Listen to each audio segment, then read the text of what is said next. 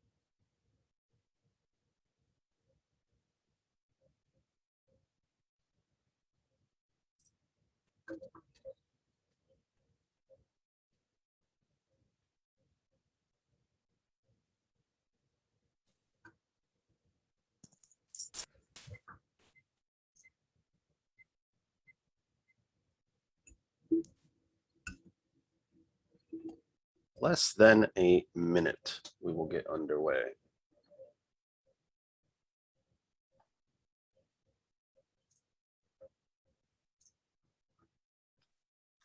There we go.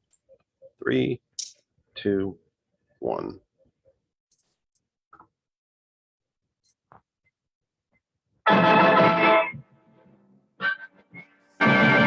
Kennedy, Kennedy, Kennedy, Kennedy, Kennedy, Kennedy, Kennedy, Kennedy, Kennedy, Kennedy, Kennedy, Kennedy. Do you want a man for president who's seasoned through and through, but not so doggone seasoned that he won't try something new? A man who's old enough to know and young enough to do. Well, it's up to you, it's up to you. It's strictly up to you. But it's Kennedy, Kennedy, Kennedy, Kennedy, Kennedy, Kennedy, Kennedy for me.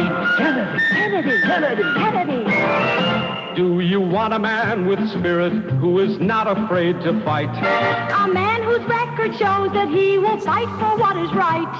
A loyal man who'll bring the job a fresh new point of view. Well, it's up to you, it's up to you. It's strictly up to you. Cause it's Kennedy, Kennedy, Kennedy, Kennedy, Kennedy, Kennedy, Kennedy for me. Kennedy, Kennedy, Kennedy, Kennedy. And do you deny to any man the right he's guaranteed to be elected president, no matter what his creed? It's promised in the Bill of Rights to which we must be true. So it's up to you, it's up to you. It's strictly up to you. And it's Kennedy, Kennedy, Kennedy, Kennedy, Kennedy, Kennedy, Kennedy for me. Kennedy, Kennedy, Kennedy, Kennedy. Do you like a man who answers straight, a man who's always fair? We'll measure him against the others, and when you compare, you cast your vote for Kennedy and the change that's overdue. So it's up to you, it's up to you, it's strictly up to you. Yes, it's Kennedy, Kennedy, Kennedy, Kennedy, Kennedy, Kennedy, Kennedy for me. Kennedy, Kennedy, Kennedy, Kennedy, Kennedy, Kennedy,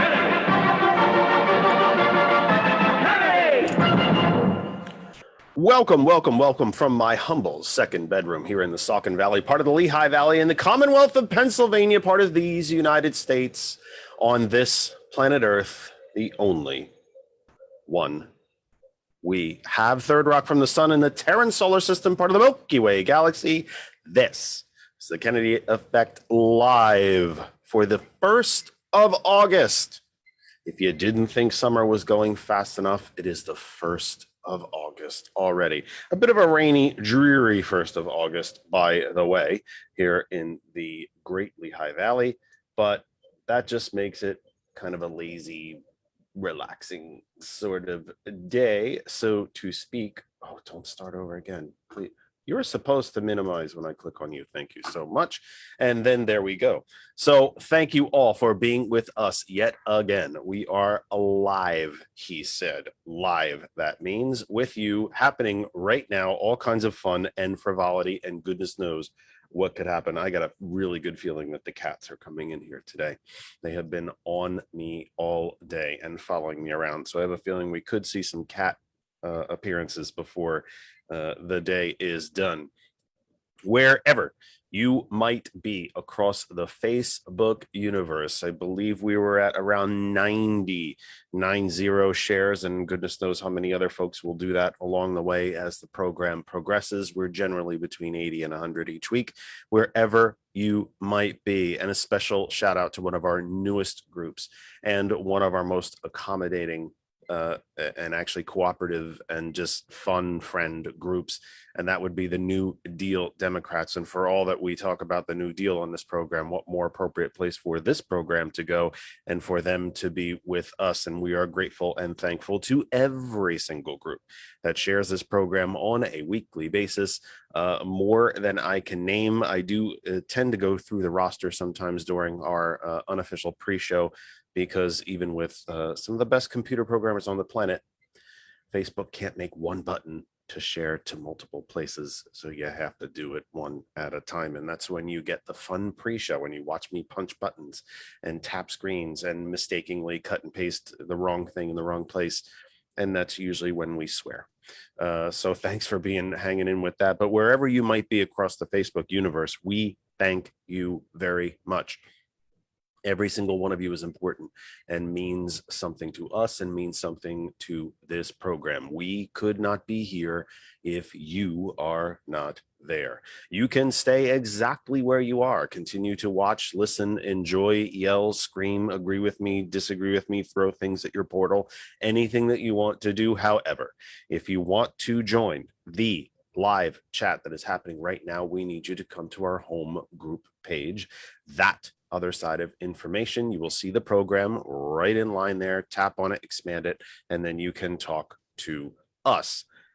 If you are listening, our friends and family, our sisters and brothers on our now 2 global internet radio outlets, of course, the original, one of the grandparents, one of the originators of global internet radio, our sisters and brothers at hot101.net. Welcome back and welcome home to hot101.net. We thank you so much for being part of our program and for being with us yet again on yet another Sunday. Even if it is a little dreary here, we thank you all the more. Whether you are listening on a desktop, tablet, phone, Bluetoothing, streaming through the car, and now on your smart speaker, you can actually tell Alexa to play hot101.net. Don't think Alexa's not listening, because she's listening. She's always listening. But you can tell her to do that. Tell her to do something rather than her just listening to you. Tell her to play something so you can listen to that. Play hot101.net. We're very, very proud and very, very humbled to be part of the hot101.net family. And we thank each and every one of you literally around the globe for being part of our program. We will have the phone line open for you as we proceed through today's program, probably around the top of the hour. To our new family, this is our big 4th week. I think we've almost hit a month here with TCP, the Cultured Professional. We are happy to be with you as well. Very, very humbled and honored to be part of the TCP family. And yeah, we can be humbled and honored to be 2 families at once. We can walk and chew gum over here at the Kennedy Effect. We're not so bad over here. We're great to be with you. We're very grateful to be with you, he tried to say. Always good when the radio guy can't get his words out. Very, very grateful to be with you. We just appreciate the fact that you have given us a chance here at TCP to be part of the family, and that you are with us and hopefully learning and enjoying and being entertained right along with us as we proceed. You can see us Monday evenings on TCP. You can see the program and you can listen to it live on WTCP. That would be TCP's global internet outlet. How do you contact me during the program? Well, again, very easy. Come to the home group page, that other side of information, open the comments section. Tell me what you think. I will see your name come up. I'll say hello to you and hopefully still be able to listen all at the same time. Again, the walking chewing gum thing. You can call us. We will have the phone line open later in the program. You can email me, thatotherkennedy@gmail.com. You can live tweet at that Kennedy Talk.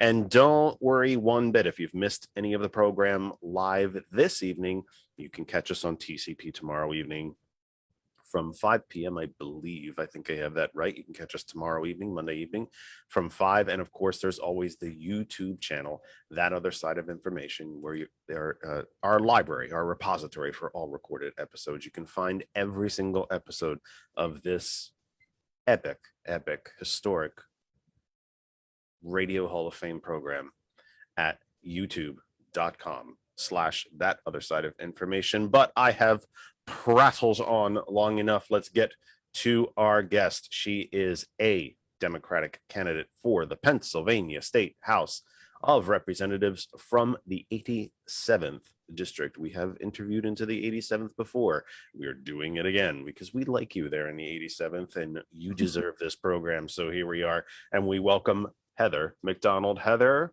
welcome to the program. Thank you so much. I apologize. I have like a little bit of a summer cold going on, so I'm going to sound not quite radio worthy, but I'm here. Cold or allergies? It really is allergies. I was helping a friend yesterday paint. And so, when you're like cleaning baseboards and you've got a dog around, and the windows are open. So, The dust got that's to all you? Exactly. That's all it took to take me down, was just a little bit of cleaning, a little bit of dust. Well, it didn't take you down too much. You're here, so that's not that's not so bad. And I think I always sound stuffy to an extent. I'm allergic to just about everything. So good idea. Have cats. Works great. That worked great. And it's actually we've talked about it, I think, on the program previously.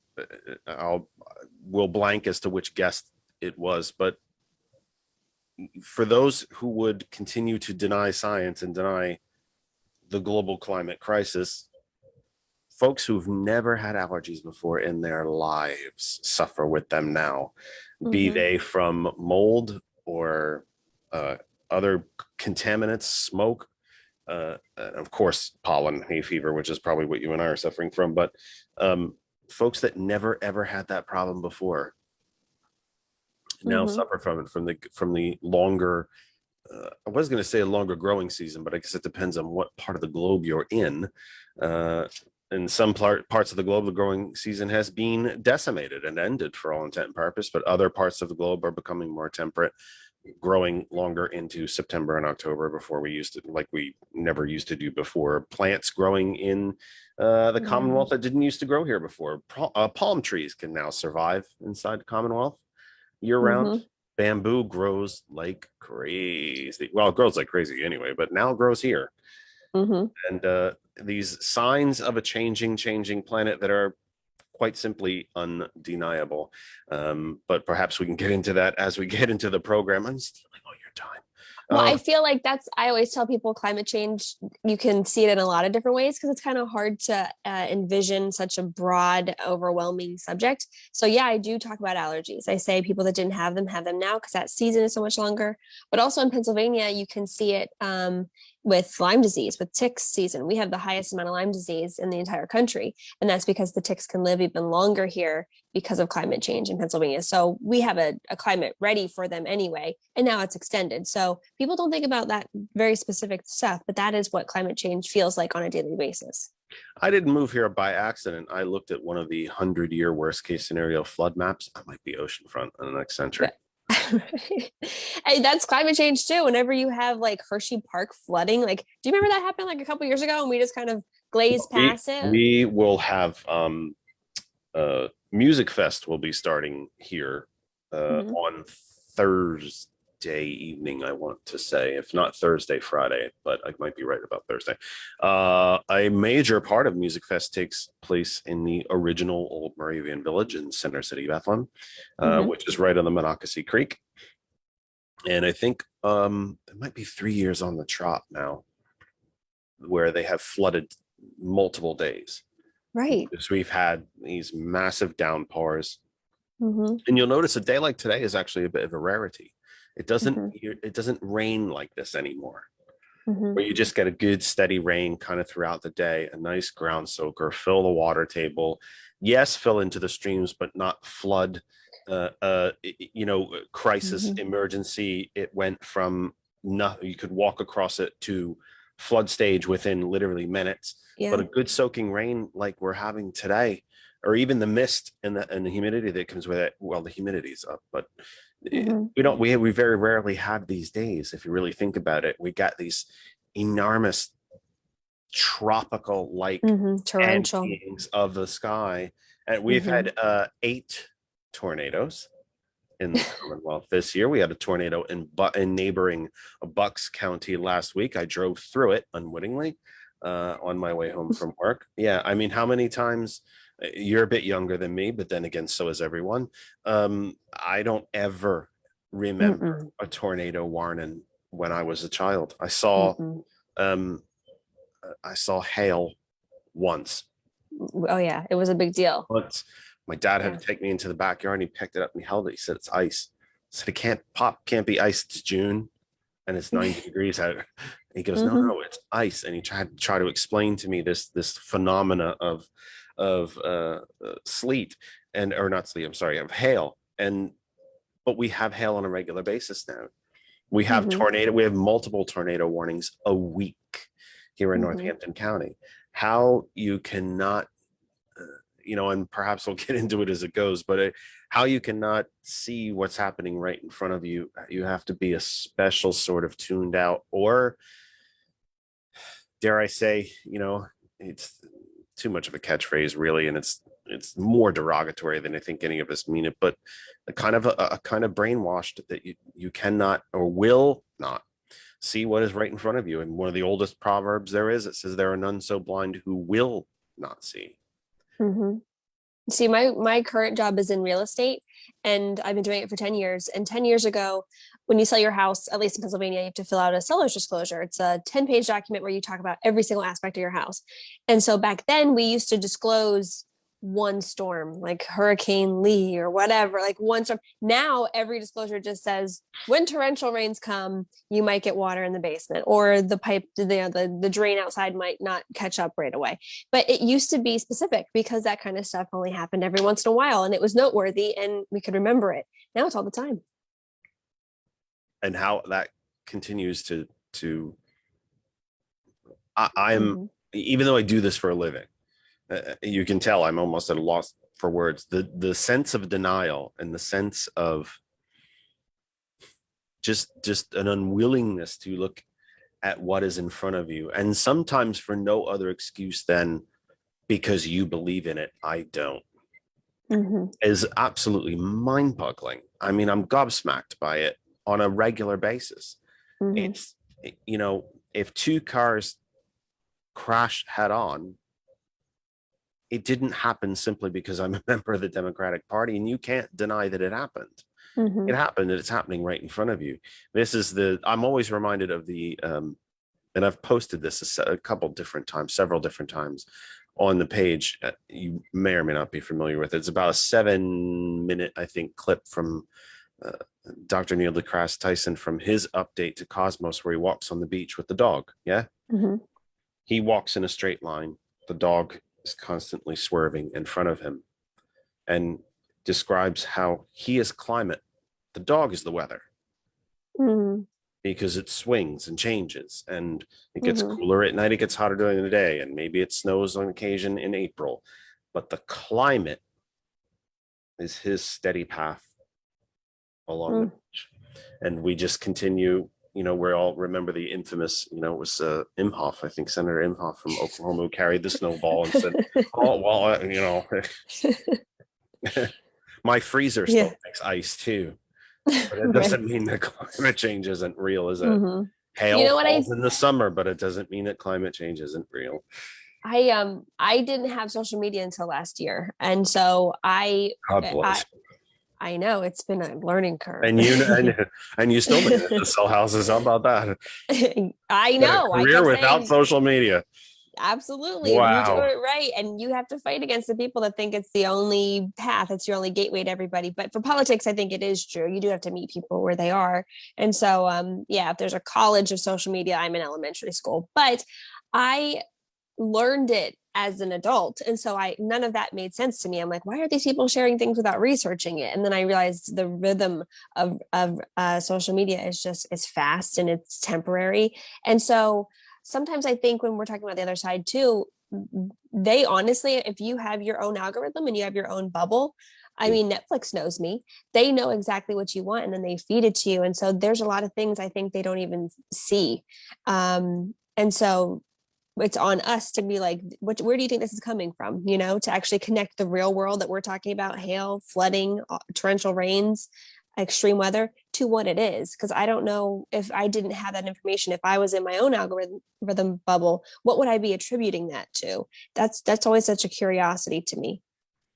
I have always been there's a meme that I will share on occasions, and I'm as depressed as we all can be about social media sometimes as a whole. I am as a junior historian and involved in politics since I was, since before they cut the cord.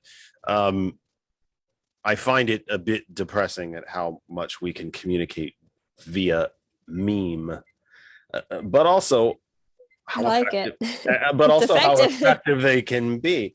And we adapted to this new way of communicating, and so it's the same with emojis or something like that. It's an adaptation. And one of my favorites is it's Fox News : billionaires paying millionaires to tell you that trillionaires are trying to do the best for you. And isn't it?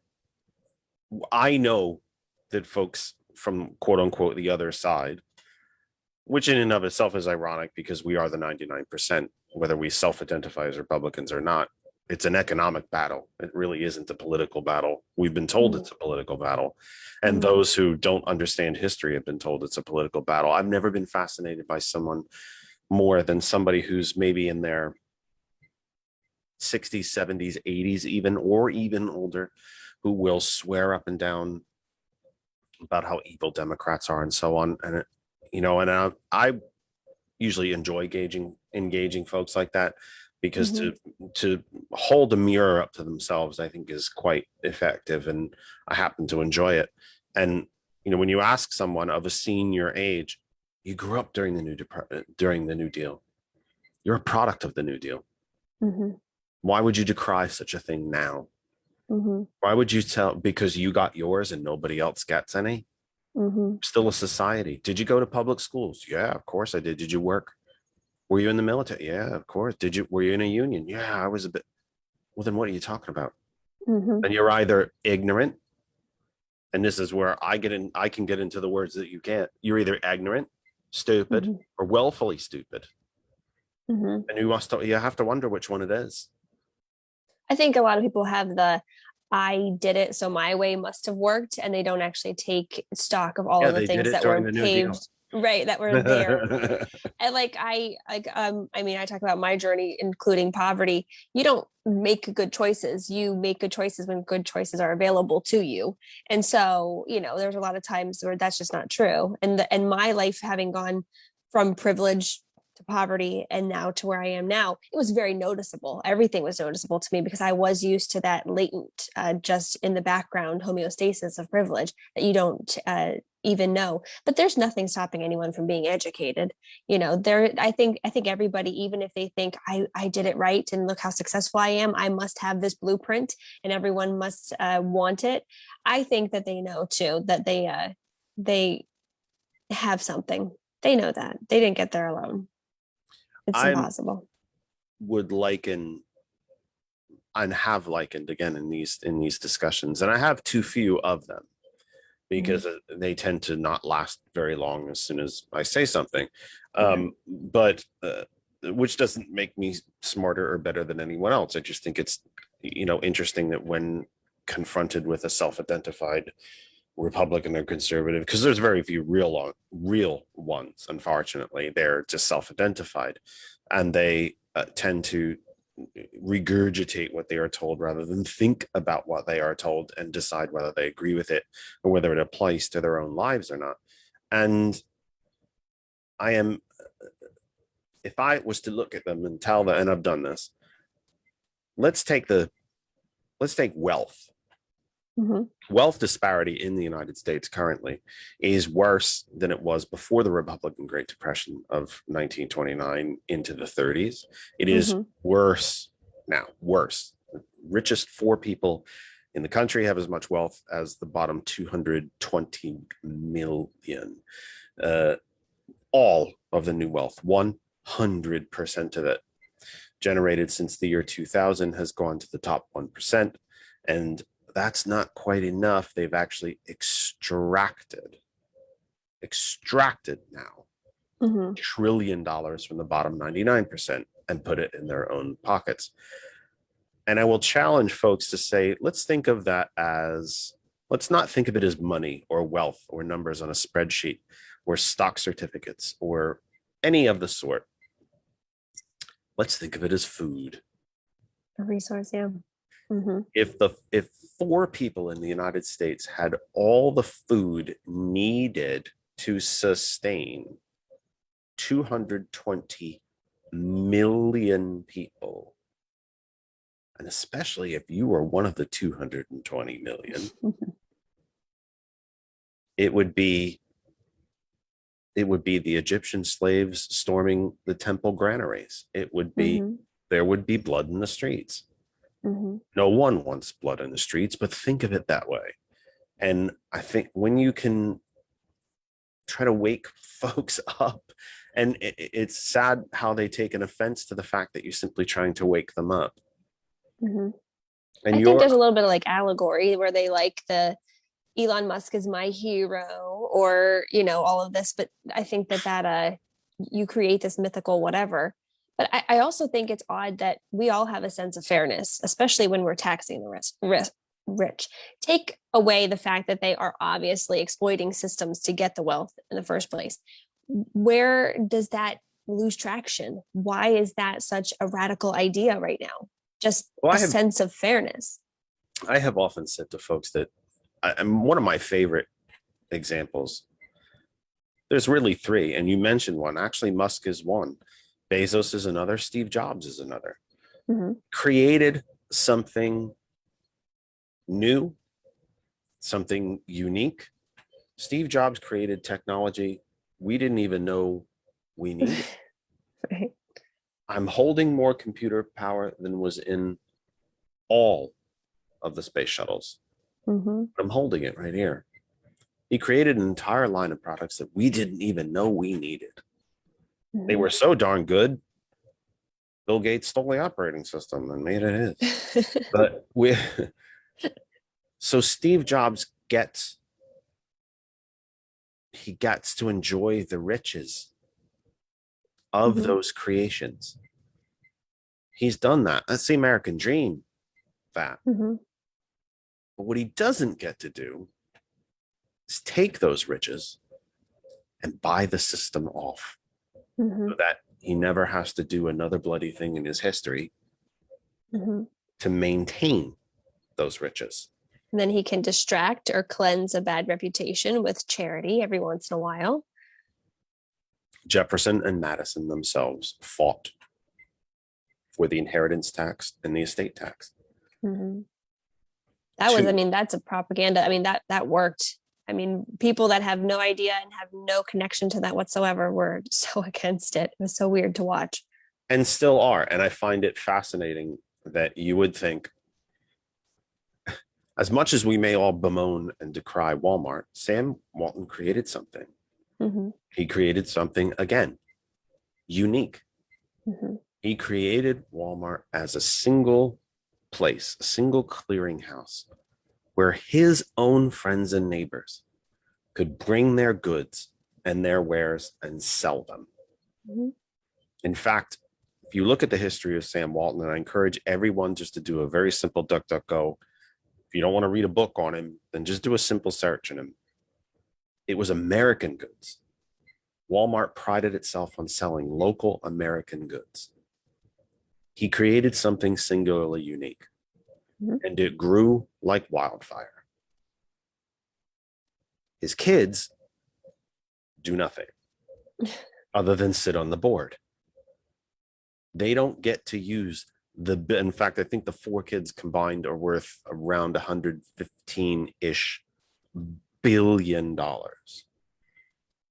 They are not allowed to use those billions to buy off the system and do nothing other than sit on the board because their last name is Walton.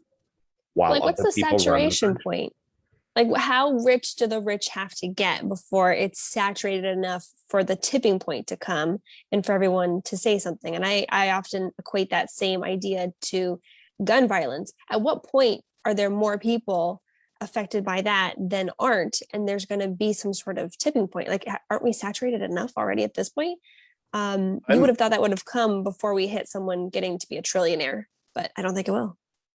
Well, we're on our way. Right. We do now have I don't think Amazon has crossed that threshold yet, but we do have the first $1 trillion company history of the planet in Apple. And and again, I got 3 Apple devices right in front of me.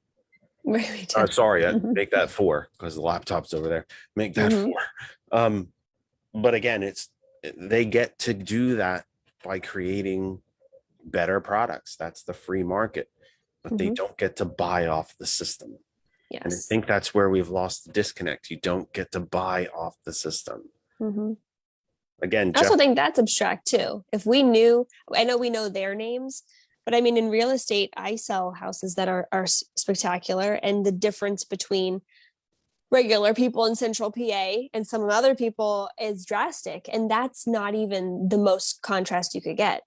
So I think if we could see some of that the way that the other half lives, the yachts having mini yachts and, that kind of thing, that kind of makes a difference, but I don't know where it lands. I think we see it, we have a small sense of outrage and unfairness. We understand that inherently, but then it goes nowhere.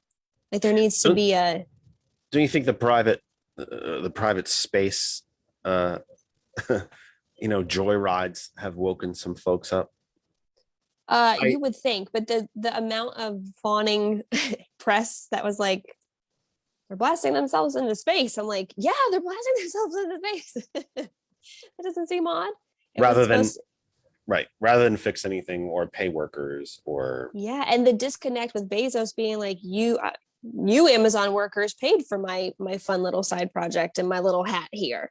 It doesn't make a ton of sense, and it was so out of context. and oddly, no truer words have been spoken.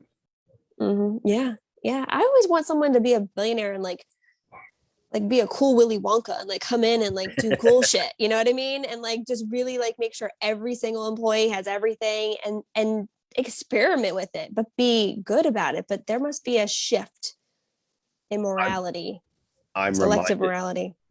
I'm reminded, Kristen and I were honored enough to be a guest on one of my dear friends, the podcasts, Connor O'Hanlon's podcast, which is shared on my page, by the way. You can find it there. And we were talking, one of the topics he wanted to hit in that hour. Surprise, surprise, we went over an hour, folks, if you're looking for that episode. But one of the topics he wanted to hit that day was was supposed to be these booths that were being put in Amazon facilities they looked like a phone booth. And when you shut the door, it was silence. It was supposed to be a meditation, calm, the place for workers to unwind, so to speak, if the day was getting too much of them. But what was never stated in the article about it is that those workers were still responsible for that time. They still had to hit their quotas. And the very interesting bit, I wish I could find the bit. I usually don't make a habit of sharing things mid-program because I'm always worried I'm going to shut everything down and then everything goes black. But there's a picture of this booth, and I hope you all at home can look it up. There was a picture of one of these booths at one of the Amazon facilities. Behind it and to the left is a vending machine. The vending machine is from a company called Fastenal. Fastenal sells safety equipment. The vending machine was there for warehouse employees to purchase their own safety equipment. Wow. Earplugs, gloves, eyeglasses, right in a vending machine, same way you would buy a bag of chips. Purchase your own safety equipment, or don't. I feel like as millennials, we went through a little phase there where every job we applied for was like, well, we have ping pong, we have beanbag chairs. And you were like, that's really nice, but you could just pay me. Or what about benefits? What about vacation time? What about paid family leave? Like, we don't actually need the beanbag chairs. Or we don't need a fake meditation booth that is there as a panacea to the wrong problem. Or go enjoy the meditation booth. But again, you were in the meditation booth for 15 minutes. But you always 15 minutes. And by the way, you didn't hit your quota. Right. So here's your first warning. I mean, look, we've got three Amazon facilities here in the Lehigh Valley. And I can tell you that folks here were watching that union vote very closely. And there's a reason why they put that much effort into making sure that union didn't succeed. Right. And it would be a sea change here if anything like that was to happen. I have met with union people here and encouraged them. You want a union build? Go to Amazon. Go straight for the head of the beast. Let's not worry about the MacDonald's. And I mean, we can worry about them, but they're small little individual locations. They might over the course of a day employ 20 people, maybe 30. I've never worked in one. But why not go straight to the head of the beast? So we're coming for you. Because the people that enter and exit that building every day deserve better. You won't give it to them, so we will. And isn't it really that basic that you won't give it to him? So what's the argument against that? when people don't want that? Is it simply just the projection that the products could go up in price? Not that they haven't anyway. I think it's the lie that all the union does is take dues from you and do nothing. I really do. Why are I they don't fighting think it so hard then? right. Then why exactly? If the union's Mhm. so useless to you, then why are you spending literally millions? I know that Mhm. plant in Alabama, they estimated they spent about 12 to 14 million dollars during that election fight. Mhm. That's a price tag on how powerful the idea is. And Consider I'm that. not and I'm not 100% convinced of the legitimacy of that election either, to be honest. But anyway, we are at 5:36 p.m.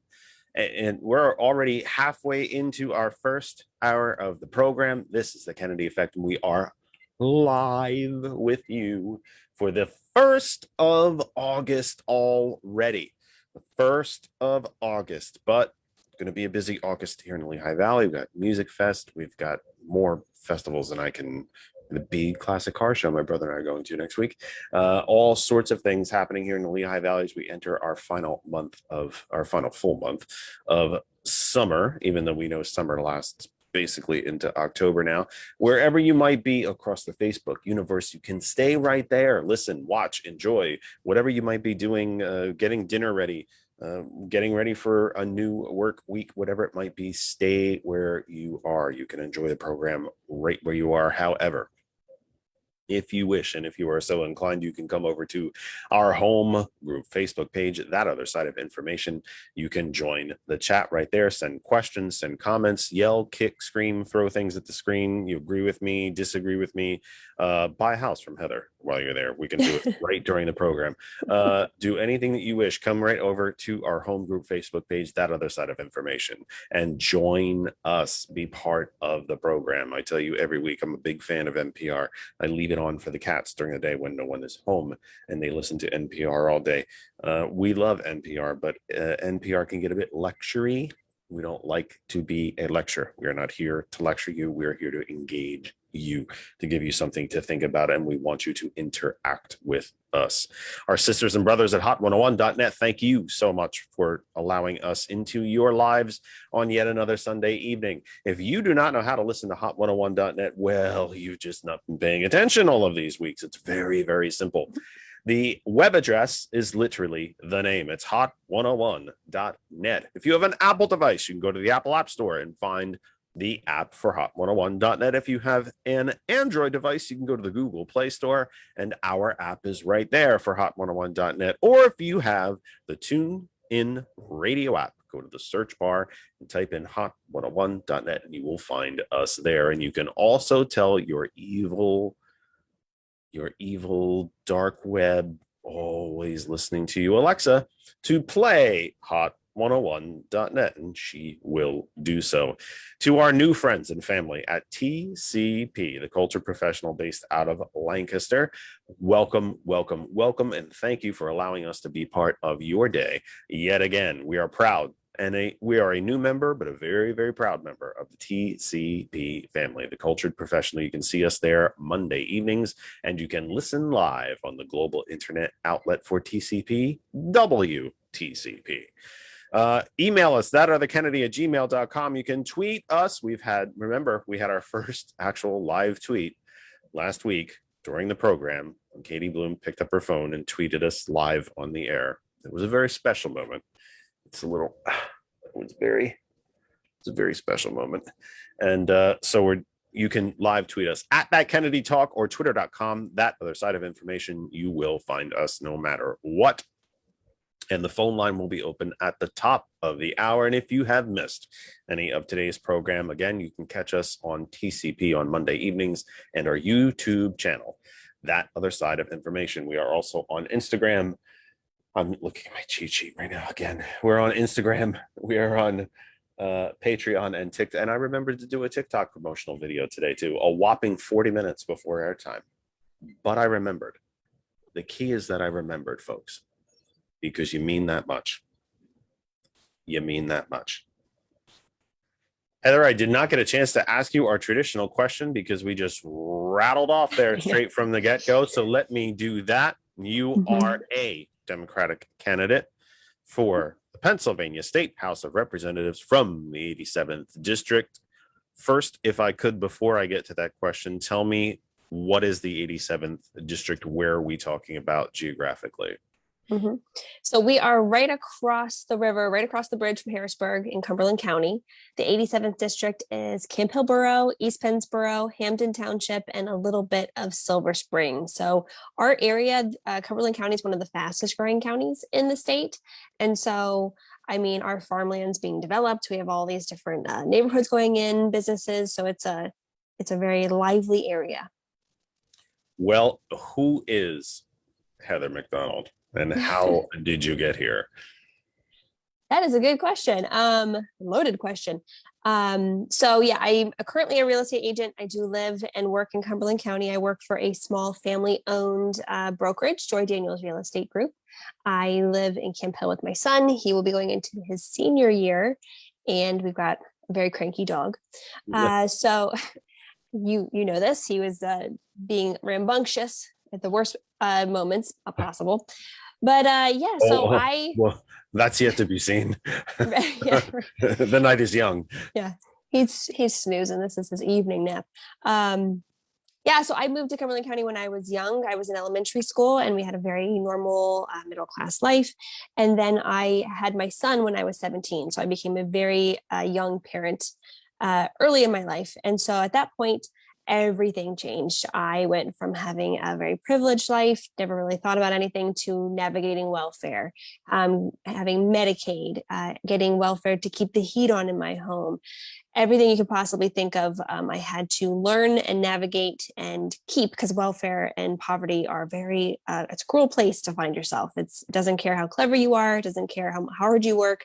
Poverty will keep you there as long as it wants to. So I knew that the only way to maybe get out of that, with the context of having had some privilege in middle class life before, was to just kind of put my head down and work my way through. So I went to a community college here, Hack Community College, Harrisburg Area Community College. It's a gem of a college. And I knew I needed to get a degree. I knew I needed to get some education, but I also knew inherently that I couldn't afford to be poorer. So I decided not to take on any student loan debt. I only took classes when I could afford them, which meant I couldn't afford classes a lot. Sometimes you can afford the class, but not the books. So I took one class every semester, and it took me 12 years to get a 2-year degree. But eventually, it wasn't that long ago, it was just a couple of years ago, I had my degree.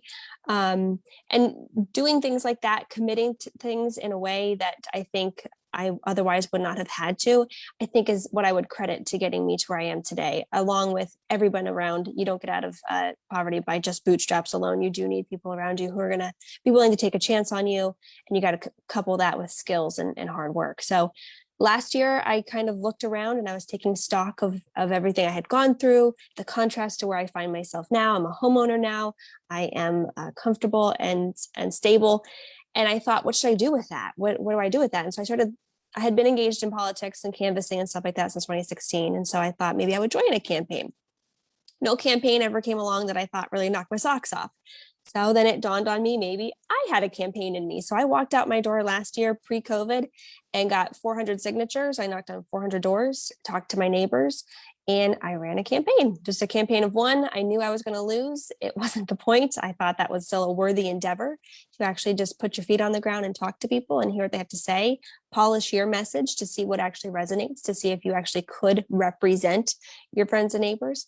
And so after being the new kid on the block last year, I now have a big team around us. We have just the most beautiful coalition of people. We've got people from the West Coast. We've got people from New England calling, trying to help the campaign and trying to get the message out there, because I think our campaign in particular is quite the contrast to our current representation here in Cumberland County. And so I think it's attracting people. I think if there's an authenticity there and you're willing to actually do the work, I think people respond to that. So it's a long answer, but that is that is who I am and why I'm here.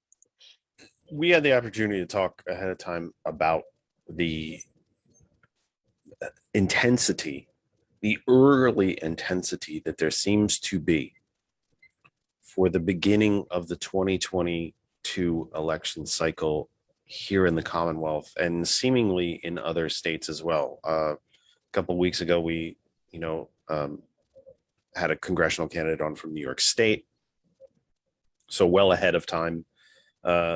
She's properly campaigning, raising money, knocking doors, going to events. I mean, in full campaign mode, a year and a half before the general and almost a full year, just under actually. Well, no, New York is late, just around a full year before the primary.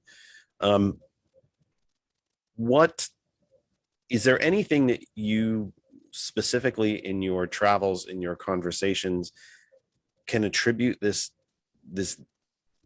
very ramped up intensity, this really pushing the calendar forward that's happening here in PA, much to the chagrin of the 2021 candidates, by the way. But is there something that has come out in your travels, in your discussions, that would tell you why the calendar seems to be so rushed and so stretched, maybe is a better term even, or why this cycle is so long? I think from my perspective, there's a couple of different things. One is historically, the party, the party who is in the presidential seat, they will not do well in the next midterms. And so we are trying to make sure that doesn't happen. I think with the chaos of COVID, I think with the delay of the primaries last year, and just the general shit show of everything going on, I think that's going to play, in our favor. I think people kind of liked having maybe a different type of person in the White House, but when push came to shove and we needed someone to save lives, it wasn't cute anymore. So I would like to think that that movement will continue and bleed into 2022, which I think is why people are taking it so seriously. And that's really the only option, is to start campaigning now. But also, I can only speak to my district. There is so much growth here. It's incredible. I mean, until last year, we never had a primary contender. There was never anything like that. There was always like one white dude who ran and we voted for him in the primary and moved on. But there's actual change here. So I think that's why there's a renewed focus on Central PA nationally, even because we are at this place where our district has never elected a Democrat, but we are incredibly purple and it's going to tip. So I think that's why we are committing. I mean, it's an incredible amount of stamina to assume you're going to have for a year and a half. But flip side, to answer your exact question, when I'm knocking on doors, there is an exhaustion. And so when I'm calling people and knocking doors and stuff like that, I do have a deference to that. It is exhausting to, I think, learn that the election season is all year long. It's always been that way. We always have primaries and elections every single year, not just presidential elections, but because people are now focused and engaged in a different way, they feel the same exhaustion, I think, that the candidates do. So I am deferent to that. If they don't want to get a newsletter because they're kind of tired of getting stuff in their inbox, I don't blame you. Take a break. You're going to hear about 2021 candidates come. I mean, in a month, that's going to start being, in front of your face. That should kick into high gear after Labor Day when the kids are back in school. Yeah, absolutely. Yeah. So there is a little bit of a pushback to it. And honestly, if there was another way, I think we would all do it that way. Because you and I spoke, it's not like this around the world. There are other countries that do it very short, very effectively. They have good rules in place, and everybody, that's the standards. That's what they're looking for. It's what the candidates abide by, and it's what the public looks forward to. It will get to a point, I think, where it's a bit unsustainable, where we're already talking 2024, for goodness sake. And started election night. I think I think our quote unquote cable news channels tend to, politics brings eyeballs and clicks, and but do you know what? That's why we're here too, because I was at a picnic and Eugene DePasquale was there. He ran in the 10th district, which is here in central Pennsylvania, this, and he told a story about he called to concede. He lost last year in 2020 to Scott Perry. Scott Perry retained his seat, and Scott Perry's full on QAnon, Trumper. It's gotten quite extreme with him, actually. But he said when he called to concede to him and have a call that night, they were planning the Stop the Steal rally. The day that this won in the election, he was already planning to have a rally to protest the election that he had just won. And you would think that if you're a politician and you had just won, you might want to take stock of that, maybe congratulate your team. But also, are you really going to go talk about how illegitimate an election one that just got you reelected for another 4 years? I wonder why those who have bought into this mythology of election fraud, the Perrys of the world, and he's certainly not the Musers and the blanking on the one out west. Isn't it funny their names were on those ballots. There's a dissonance there. There's a conflict there inherently. But that's on if they want to be, if they want to have dissonance and if they want to be nonsensical, that's fine. But it's really on the voters then to say that doesn't make sense. But they're being sold on this very specific fantasy that I think maybe feels good, but it makes no logical sense whatsoever. And I think when we are in the future and we look back on this time, I mean, it's going to be fascinating and a little scary to see how that happened. I have full friends that are fully expecting Donald Trump to come back in 2021. And they're rational people, successful people. Come back to prison? No, the presidency. That's the sad bit. I mean, I've had this discussion with quite a number of people. I lived in the northeast part of New Jersey for 20 plus years. Mm-hmm. You know, New York media market, New York suburbs, the whole deal. We all knew this was crap. Yeah. We all knew this was crap. And to see the country so taken by it when all of us in the New York area are looking at each other like, what? This And is Circus Parker. What are you talking about? It's so bizarre that the You wouldn't know people that are his politics be tripped biggest over it. supporters, it doesn't make sense. They're odd bedfellows. The super conservatives flocking to that doesn't make sense. Would it be? It's not obviously right to assume. I think I can answer the question, but you're here to answer questions, so I will ask you: is it your own personal history that informs your policy stances today, or were you always more in the Democratic, liberal, progressive, New Deal side of things? I grew up in a very conservative, very religious household, and there were 5 of us, and I was like a born Democrat, where I always say to people, I learned more in the church parking lot than I did in church. I saw a conflict between what was being taught in the pews and how people treated themselves in the parking lot. I had a family member with severe mental health that went untreated. And so I watched that, and it informed me too about how we treat people that might not be very useful to society. And I think some of that's nature, nurture. I don't really know, but I've always been that way. And so, yeah, when everything happened to me, I had a nice base of empathy, and I understood what the safety net was. Never thought it was going to be something that I would participate in or get caught in. But everything that happened to me informed me of the realities. I think I probably was a fanciful Democrat when I was young. I had a lot of ideas on what things should be. And then once you have an infant on your hip and you don't have any food, you get brutally pragmatic. You have to be practical to survive. And so that's when I think the fire came to make sure that the things that I had, I can't let go. And I mean, in Pennsylvania, we have fights about welfare every once in a while. It becomes the flavor of the week where we can maybe get rid of this or people are lazy.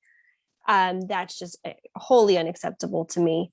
And so, yeah, the issues I care about very much have been informed by my experiences. But I think the right thing to do is available to everybody. But no matter what, I didn't have to go through that to understand that the welfare is important. How do you would hope? Well, yeah. Yeah, and you know, hope's a very important word. To hope for the restoration of the country, to hope for common sense, to hope for facts, science, data, and history to prevail. As someone who's only grown up in a Reagan era country, and although you were able to get yourself and your son through on a desperately pared down social safety net, how do you become aware of, understand of, and try to make the case that we make here every single week, that the New Deal worked, that it was good for people, that it actually built up the country, not just physically, but as a society, as an economic power, the economic power, the preeminent economy on the planet, the industrial power, the not always homogeneous society, but certainly more than some others on the planet. Why?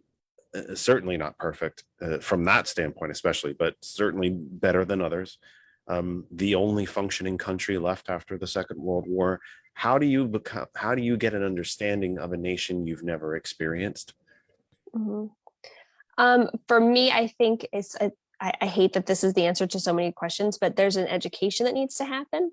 Um, for my particular story, I always like to tell people, like, don't say they anymore about welfare or something like that. Say Heather, like they steal this. Would you say Heather stole this, or Heather sat back and had lobster, or whatever the Fox News thing is? Um, I think you have to be an example of what works. And then part of that education too, I think, is like tooting your own horn. We had the Hampton Dems over here in Cumberland County. Every election, they have a big like signage that says "Thank a Democrat" for weekends, Social Security, and it lists out all the things that people take for granted. I have people on Facebook all the time talk about their fear of socialism, but they never mention uh, teachers, firefighters, the library, It's the all of that. military, Exactly. your And so I water think, system, your power system. mhm. So I hate to be always like playing defense, but there has been an education that has come in and supplanted actual information and told people that this is all bad, that socialism is bad. When I knocked on doors of Democrats, they would say, "Be careful, you don't want to be seen as a socialist. It's a scary thing." And it's people of that generation that wholly benefited from all of that before I was even born. And I think that education, we're using their verbiage. We're constantly playing defense. We need to be able to say, you're already enjoying these things. They're nothing to be afraid of, and actually move the ball forward to actually get what we want. Because right now we're like in the courts trying to stop people from taking away voter rights. Why aren't we like fully moving forward with that kind of stuff? It's the same with gun control. It's the same with women's rights. We're constantly just holding the line. And that's, I think, old era.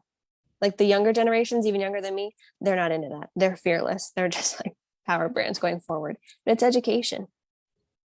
Do you think that part of that holding the line comes from the fact that Democrats have always had a wide variety of Democrats?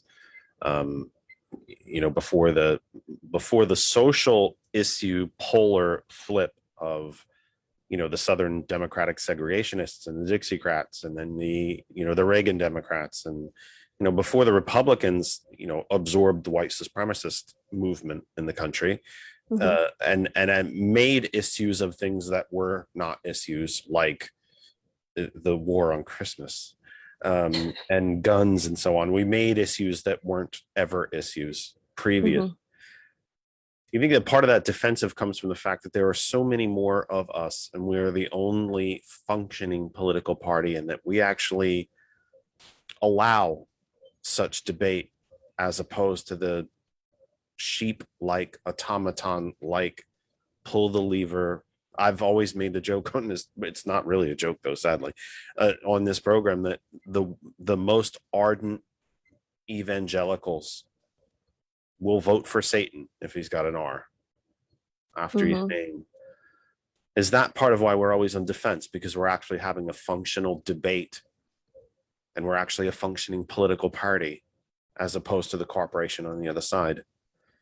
100%, absolutely. And when you actually want to do things, that takes a lot of work. Like if you wanted to just talk about what you're going to have for dinner, everyone can sit around and do that. But if you actually have to go to the grocery store, plan the meal, get the recipe, and do all of that, that's a lot more work. When we are actually planning to do things, when we're talking about a child care tax credit, we actually have to do it. And it takes a lot more work than just making up things and going on and Ted Cruz saying masks are political.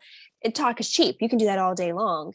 And I think that the opposite is true, that the Republicans aren't really doing anything other than manufacturing things to keep us on the line. And so that's easy.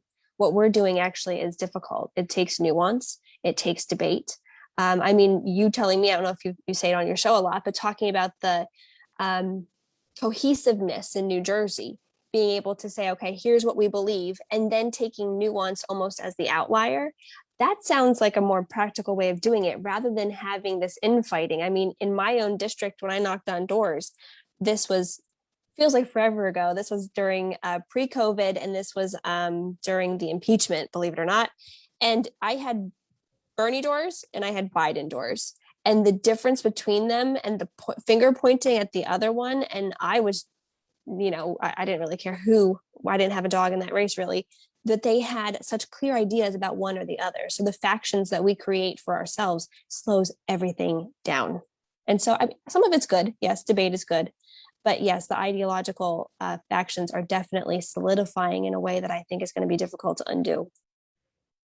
6:01 Eastern Time, 1 hour in the books, at least 2 more to come. This is the Kennedy Effect live for, if I can shut myself up at 8 o'clock, like I promised myself I'm going to do every week. We were 9:20 or something last week, so we overshot the mark just a little bit. That putt, I don't golf. Why was I going to make a golfing analogy? Oh, I was going to say that I putted way past the whatever. I don't even know how to say it. I know that little about, you know what? Take the golf courses and build homes for homeless people. How about that? A waste of land. That said, it is 6:01 Eastern. No, it's not 6:02 because I babbled there for a second. It's 6:02 Eastern Time. You are listening and watching the Kennedy Effect live for August 1st. August 1st, 2021. Wherever you might be on Facebook, that other side of information is the home group page. A very, very quiet chat, I should say, at the moment, depressingly. We love when there's a lot of comments in there. If you have questions, you can put them in there and I will read them to Heather. Whenever you get a question that I see in the chat, whenever I see it, we ask it. That's part of the deal here. You are part of the program. That other side of information is the home group page. Come on over and we will see you. Hot101.net is our global radio outlet, and we are proud to be part of that family. Hot101.net is quite literally, I don't just say that because it sounds good. I say it because it's true. They are literally one of the originators, one of the very first global internet radio outlets anywhere on the planet. And we are proud to be part of this family. And we thank you for allowing us onto your desktops, your laptops, your tablets, your phones, and now, of course, your smart speakers. You can tell Alexa to play hot101.net. And to our new friends and family at TCP, the Cultured Professional, you can watch us on Monday evenings there and listen live at WTCP, their global internet radio outlet. And the special thing about TCP, they are based right here in our own Commonwealth of Pennsylvania in Lancaster, a privately owned, minority-owned business. Support them, and not just because I'm on it, but because they deserve it and because it's quality. It's worth your time and it's worth you watching, and it's a little enhanced because this guy is right there. So give us a try, would you? You can email me. I got the sniffles now too. I've got the sniffles from Heather. Sorry. I got the digital sniffles from Heather. As soon as she logged on, I got very stuffy. I don't know what's happening here. Something very interesting is happening. This interconnectivity. That's good. It is Alexa. This interconnectivity is getting a little creepy now. You can email us thatotherkennedy@gmail.com. You can live tweet the program at that Kennedy Talk, at that Kennedy Talk, or twitter.com/that other side of information. You will find us either way. I will be putting the phone number on the screen momentarily. I tried to do that mid-program last time and I typed too long and then you couldn't see it. It was a whole thing, but I think I got it now. I've only been doing a program for a year and a half. I think I know how to put the phone number on the screen. And of course, if you've missed any of the program, again, we will be on TCP Monday evening from 5 p.m., I believe it is, and our YouTube channel. You don't miss anything. You even get the fun, boring bits of pre-program at our YouTube channel, youtube.com/that other side of information. One thing I do not do enough, because I find it almost a tad unseemly, but sadly it is necessary. I used to do it religiously for about every 15 minutes for a few programs, and I got away from it because I think it was a bit oppressive and boring. And I guess it kind of is a little oppressive and boring, but if you know anyone or you yourself if you have a business or a product that you want to advertise, you can do it here. Just give us an email, thatotherkennedy@gmail.com, and let's talk about it. You can literally promote yourself, your business, your product, or your service to a global audience. And yes, they're out there. We welcome. We've never had an advertiser, believe it or not. We've done this program now for literally a year and a half. We've never had an advertiser. Any of the money that it's taken to put the program on has come from my pocket. But that doesn't mean that we're not here for you, especially if you're a small local business who might sell things globally. This is the place for you. You can literally reach a global audience on now 2 global internet radio outlets. And of course, as we know, whenever you post something to Facebook, YouTube, and so on, the whole globe can see it, and they do. So if you have a product, a service, a business of your own, or you yourself are your business, you can advertise with us, and you can also help support the program by going to patreon.com and becoming a subscriber. I know it's not always the most comfortable thing to sit here, and as candidates well know, it is never fun to ask for money, but it is quite simply how the program continues to exist. We appreciate you listening. That's the first step.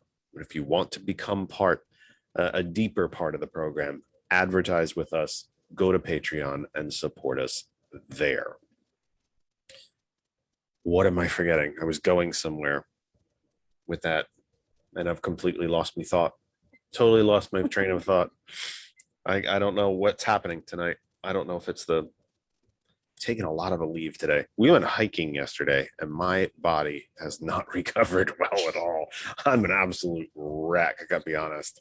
And boy, I've taken a lot of a leave today, so maybe I'm a little foggy. I really don't know. But anyway, this is part of live radio. It is what it is. This is how it happens. I'm just a human being. I'm not smarter than any of the rest of you. I'm just here doing what we do, and we've been doing it for a year and a half, and you've been there with us from the beginning, and we're very, very grateful for that. You can now call us. Our fancy free software is open, 267-227-9189, 267-227-9189. Ask Heather a question, because I'm apparently loopy here somehow. For some reason, I seem to be drifting all over the place. So ask the smart one here a question. And by the way, this is not new to you. You are a regular with a friend of this program, who of course has her own program, and who of course does not come to visit me here nearly enough, and nearly not anywhere near as much as I offer her to do so. But you're a regular with Hajir, so this medium, this whole doing the radio interviewee Zoom thing is not new to you, and you're incredibly comfortable with it. Is that natural, or have you grown into it? You know what? Well, you're an excellent interviewer, because it's not easy. I had to learn how to be an interviewer. And so there are certain shows, or, weeks where Hajir and I have had guests on where I look back and I'm like, oh, it's hard to be focused. It's hard to take it where your guests go. So you do a fabulous job, and you keep it very interesting. So it's good for a guest, and then it's also good for your listeners. But no, I mean, no, not at all. I think I always try to preface things sometimes, and it's not very candidate-like to say, I don't like to talk about myself. But I think we all assume that politicians are egotistical, or they are very connected somehow, or they've had like diction lessons or something. This is all practice. And a lot of it comes from my regular job. When I work in real estate, you have to kind of be focused. You're going into someone's house, you have no idea what's behind that door, so it's just practice. You learn how to talk to people. But Zoom is odd, and not having social media ever until I was last year is odd. You have to learn about that. So yeah.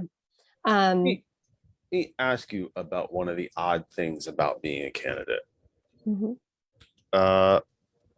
Because among the many hats that I figuratively wear, I have a full-time 9-to-5er. I do this, but I also work with candidates across the Commonwealth and now into different states. I think one of the odd things about being a candidate is exactly what you said. We try to portray that we are not self-absorbed and that Mhm. everything in the world is not about us. I'm running for you, and this is about us, and this is about, but it is kind of about you, isn't it? When And I not lost, even because, though I took it very personally.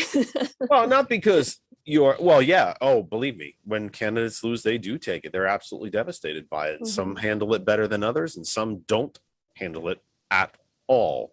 Mhm. But it is about you, not because you're egotistical or because you think you're the center of the universe or because you think you're smarter than anyone else, or better than anyone else. I think any candidate who thinks differently is a loss straight out the gate.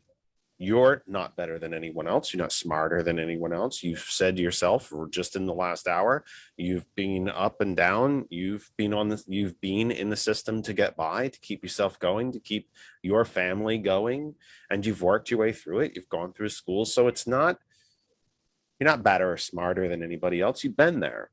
But Mhm. it is about you, kind of, isn't it? You're the one that stepped up and said, you know what, I'm going to do this. And you're the one that is knocking the doors, and you're the one that's trying to convince people that no, no, no, what I stand for is really what we all stand for. I need you to take a step back from what's being drilled into your brain by Fox and the entire right-wing hate media machine, that this isn't good for you. You are smarter than this. You're better than this. You deserve better than this. How do you personally straddle that line between it's not about me, but it kind of is about me? I mean, uh, I've actually told candidates in the past to say it, own it, admit it, say it openly during speeches and during stump speeches and during those times that maybe you go to the Cumberland County Fair or the the local farmers market and say, you know what, it kind of is about me. Kind of is. I admit it. I'm Mhm. standing right. I'm the one standing here with you with the button on. It is about me, but I can't do it without you. And I guarantee you that after we declare victory on November 2nd, it's not about me anymore. Mhm. We're going to open the doors. We're going to open the curtains. We're going to open the windows. We're going to let the light in. We're going to air the place out, and you will know where to find me. You will know what the hours are. You will always know me. You will always know where to find me. And then I work for you. It is kind of about me up now, Mhm. but after that, no, it's not. The way you just described that is exactly, I don't think I've ever verbalized out loud, is exactly what I think this is about. It's about, I always think like the Capitol from an outsider's perspective is like this cold marble building. And I would really like for it to be warm and full of life and open. And that includes bringing everyone with me. So I don't want to go alone. I can't do it alone. Um, so yeah, it's definitely, it's an odd thing. Like when you said buttons, like when my campaign manager and I were figuring out like logos and stuff like that, because that minutia is just a part of every campaign, unless you're part of a bigger machine. Someone's thinking of that, and it's probably this very small coalition of people who have come together in your local hometown. When they kept like every time she sent me a new logo, I'm like, does it have to have my name? Like it's so embarrassing. And I'm like, I understand the utility of it, and I do understand Well, how would all anyone of that. know whether to vote for I you don't without know. your I name? don't know. What were you gonna put In a my picture of the mind, I dog was there? just like, can we just say like the 87th or something? But it's, I get it. I think what I'm trying to say to someone is that I will share my experiences with you, and then try to share that in a way that you would maybe understand that I have a judgment that you could trust. You can trust my judgment. I have a commitment to this area that I don't think I've ever seen in a candidate before. My hometown kept me alive. And so I am tied to my hometown and made of my hometown in a way that I've never seen before. And so anytime that I feel self-conscious, or you're in a party and they're like, speak, feeling like a little bit on stage, I try to just keep in mind I'm what I was looking for. I would like to be an example of what this could be. And so a lot of my friends say, be careful. Why are you going into politics? You're a nice person. It's going to ruin you.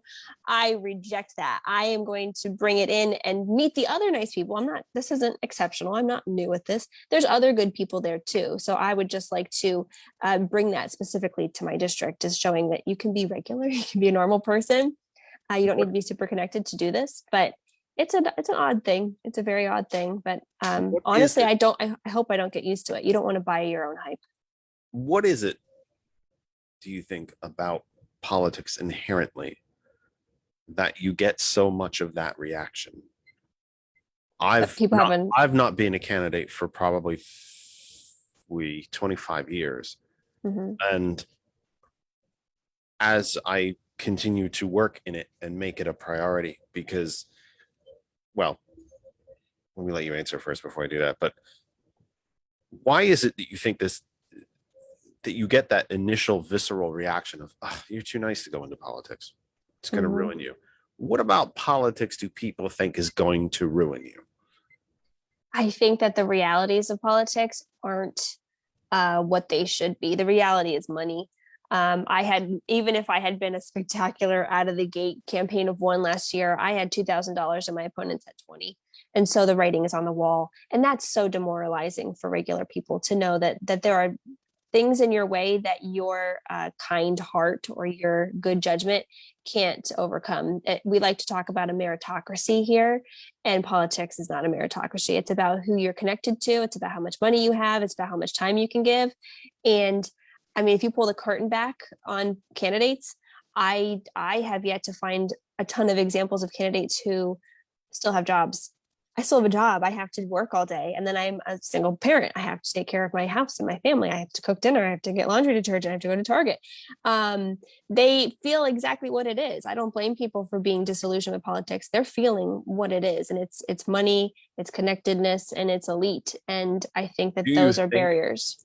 do you think there's going to come a time where you're going to have to make that choice and say, I can't continue to work and make this happen? Yes, at some point. Mhm. President It Kennedy, just it's too intense. It's too intense. And honestly, too you many don't want hours, to. there's not enough hours in a day, basically. Yeah, and that's the thing. I wish I did have more hours. If I did, I And would do especially, this. I would think, especially real estate, you have to work a lot of evenings and you have to work every weekend because I did that's call when time. people are free to see houses. So, I I mean, did call time yesterday, and it kept getting I'm making outgoing calls all day long, hours and hours, and then I would get a real estate inbound call that would take up my time, and then you got to refocus. Who am I calling? What are they about? What is this conversation? Yeah, so honestly, and you don't want to half-ass it. It's not just me. If I'm asking you guys for money or a vote or even just confidence, or like right now you're sharing your time with me, your airtime, I don't want to half-ass this. I don't want to do it in a way that's going to be disappointing or could have, should have, would have been.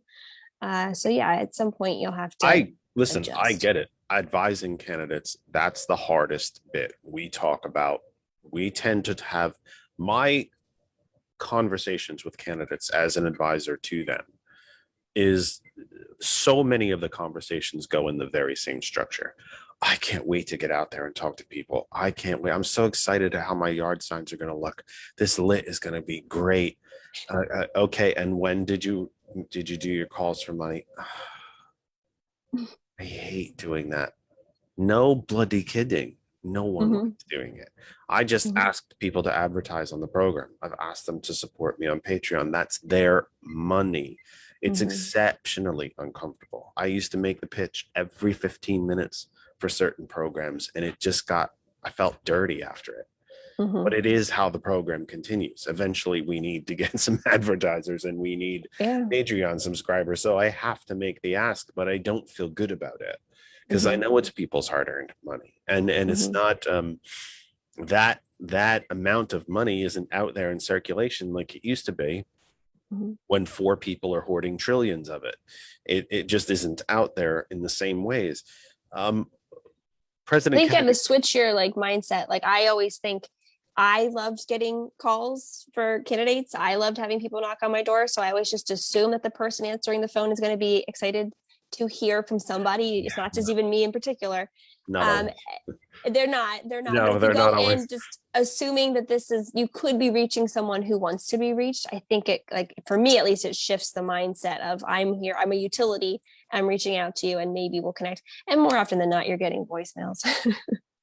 You get real good at leaving messages, real polished messages. President Kennedy told us that politics can and should be a noble profession. can politics be a noble profession? I get the heart of that, but I would almost take it a little bit adjacent. I think that it should be mundane. I don't think that we should look up to our politicians the way we do. I don't think I should get as much applause as I do. I think that it should become something that's rote, something that maybe, again, there's nothing magnanimous about running for office. I think we should all be doing this. The difficulty, I think, is what we applaud because we're doing something difficult. But again, inherently, it shouldn't be something that's difficult. Is that difficulty, to me, that difficulty has become disproportionately, in fact, wildly disproportionately related to money. Do you feel the same? Yes and no. My most difficult thing last year when I ran was the learning curve. I knew I was going to Mike Bloomberg it and self-fund my campaign since I was coming out of the gate. I didn't, and especially once COVID came, I wasn't going to ask someone for their money. Asking for someone's attention alone is a little arrogant sometimes. So that was taken off my chest last year. I paid for whatever I wanted. I did it however I wanted, and it was an amazing experience. But the learning curve is so intense of just figuring out what file, where do you get the paperwork? Where do you file it? What's online? What do you have to do? Opening up a PAC. Who are your people? Are you breaking rules? Turn in your reports. I think all of those things, while important, they're baked into the system for a reason. Do I very often say here, I say it damn near every week, and if I don't, I should. Regulations are protections. They protect us from any variety of things. They protect, if we wanted to make it specific to the Commonwealth, even though, and again, folks, I know you're all over the world. I get it. And I'm very, very, very, very happy for it. Never think that simply because we were discussing what's happening in the Commonwealth that it's not the same, similar, or affecting you in the same, similar ways. If we're talking about regulations here inside the Commonwealth to keep fracking water from going into the water supply, or to allow farmers to grow things like hemp or bamboo or whatever they wish, pretty much whatever they wish to grow to save their own farms, or that we need, that maybe we should stop giving the fossil fuel industry a free $3.2 billion a year and do something really, really wacky with that money, like roads or schools, plow it back into the unemployment system that was gutted under the Corbett administration, where there's still people in this Commonwealth since the onset of the stay-at-home guidelines who have still not received a dime in unemployment compensation. Are these, how receptive have you found these ideals, not just ideas, but actually ideals, values? We don't talk about values enough as Democrats. Values is not the lone purview of Republicans. They're not the only patriots. They're not the only ones who cherish freedom. They're not the only ones who care about the country. In fact, you can care about the country. I think sometimes you actually show you care about the country more when you criticize it, when you say this isn't right. But we have the talent, we have the smarts, we have a history of programs and policies that are proven, that shows how we can fix these things. How much of a learning curve has there been to stand up in front of a group of people, maybe especially those first couple ones, and go, wow, I got to tell you about some pretty heavy crap, or to stand there? Or does that, when I speak in public, I keep that quote with me in the back of my head. Politics can and should be a noble profession. I think knocking on doors is each have, everyone has their things that they're good at or not good at. I loved knocking on doors. Those conversations were easy because it was mostly listening. They didn't really want to hear from me. They wanted to tell me. They wanted to put all of their thoughts somewhere. And when you're talking about values, that's all I talk about on doors is what do I value? How did my experiences shape my values? How do I see those values in action now, or how do I not see them in action and want to change that? So that is honestly the way that you connect with people. And we got to get away from, I think, from just being like policy wonks. Not that anyone really is nowadays, but no, that's not what you're going to get someone to remember you or support you with. Yeah, there's a learning curve. I never had stage fright before until had a microphone in my hand the very first time. And I'm like, and the things that were going through my mind were, I've never held a microphone before. And when I should have been thinking about what I had to say. And so I'll never watch that video, but it went good because I was with my fellow primary opponents at the time, and hearing them, we were all coming at it from different ways, but ending up in the same spot. And so I think that's a good sign that there is a learning curve, and we've all got our own specific version, but you kind of end up in the same area. Caller, you're on. Give me your first name and where you're calling from, and for goodness sake, I beg you to please turn that down in the background. I can hear myself. It's creepy. It's Randall Sampson from Delco, Delaware County, Pennsylvania. Welcome back. Welcome back, Randall. What's your question for Heather? Yeah, I have a question for Heather. Heather, I know it's hard. I'm just like Jeff. 25 years ago, I ran in the 161st district here in Delaware County. I ran against the Speaker of the House, Republican.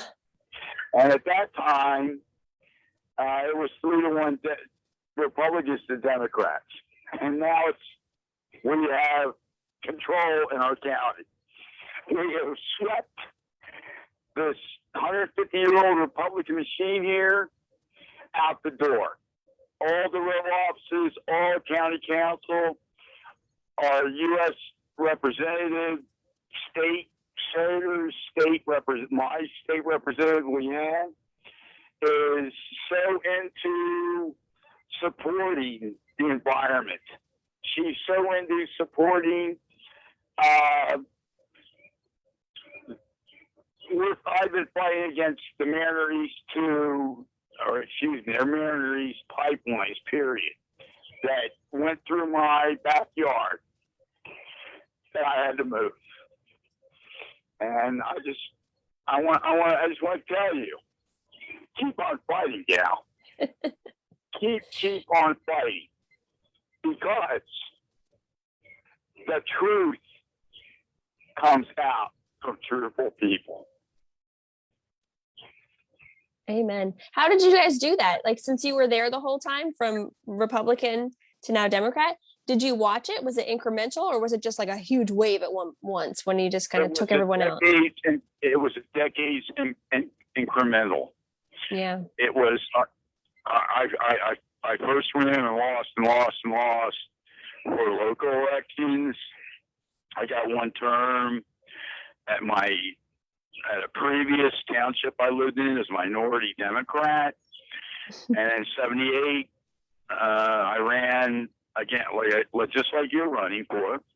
I ran against the Speaker of the House, Republican Speaker of the House. And of course, I lost. But it doesn't matter.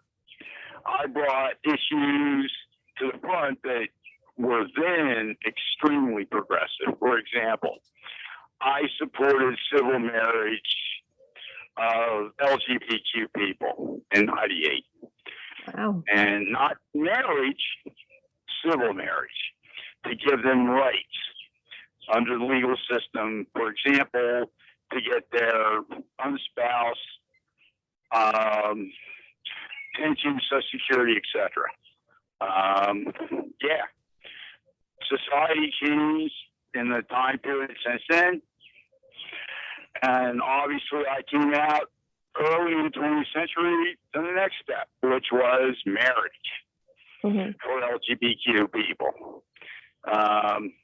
So, yeah, the 9-year-old fart.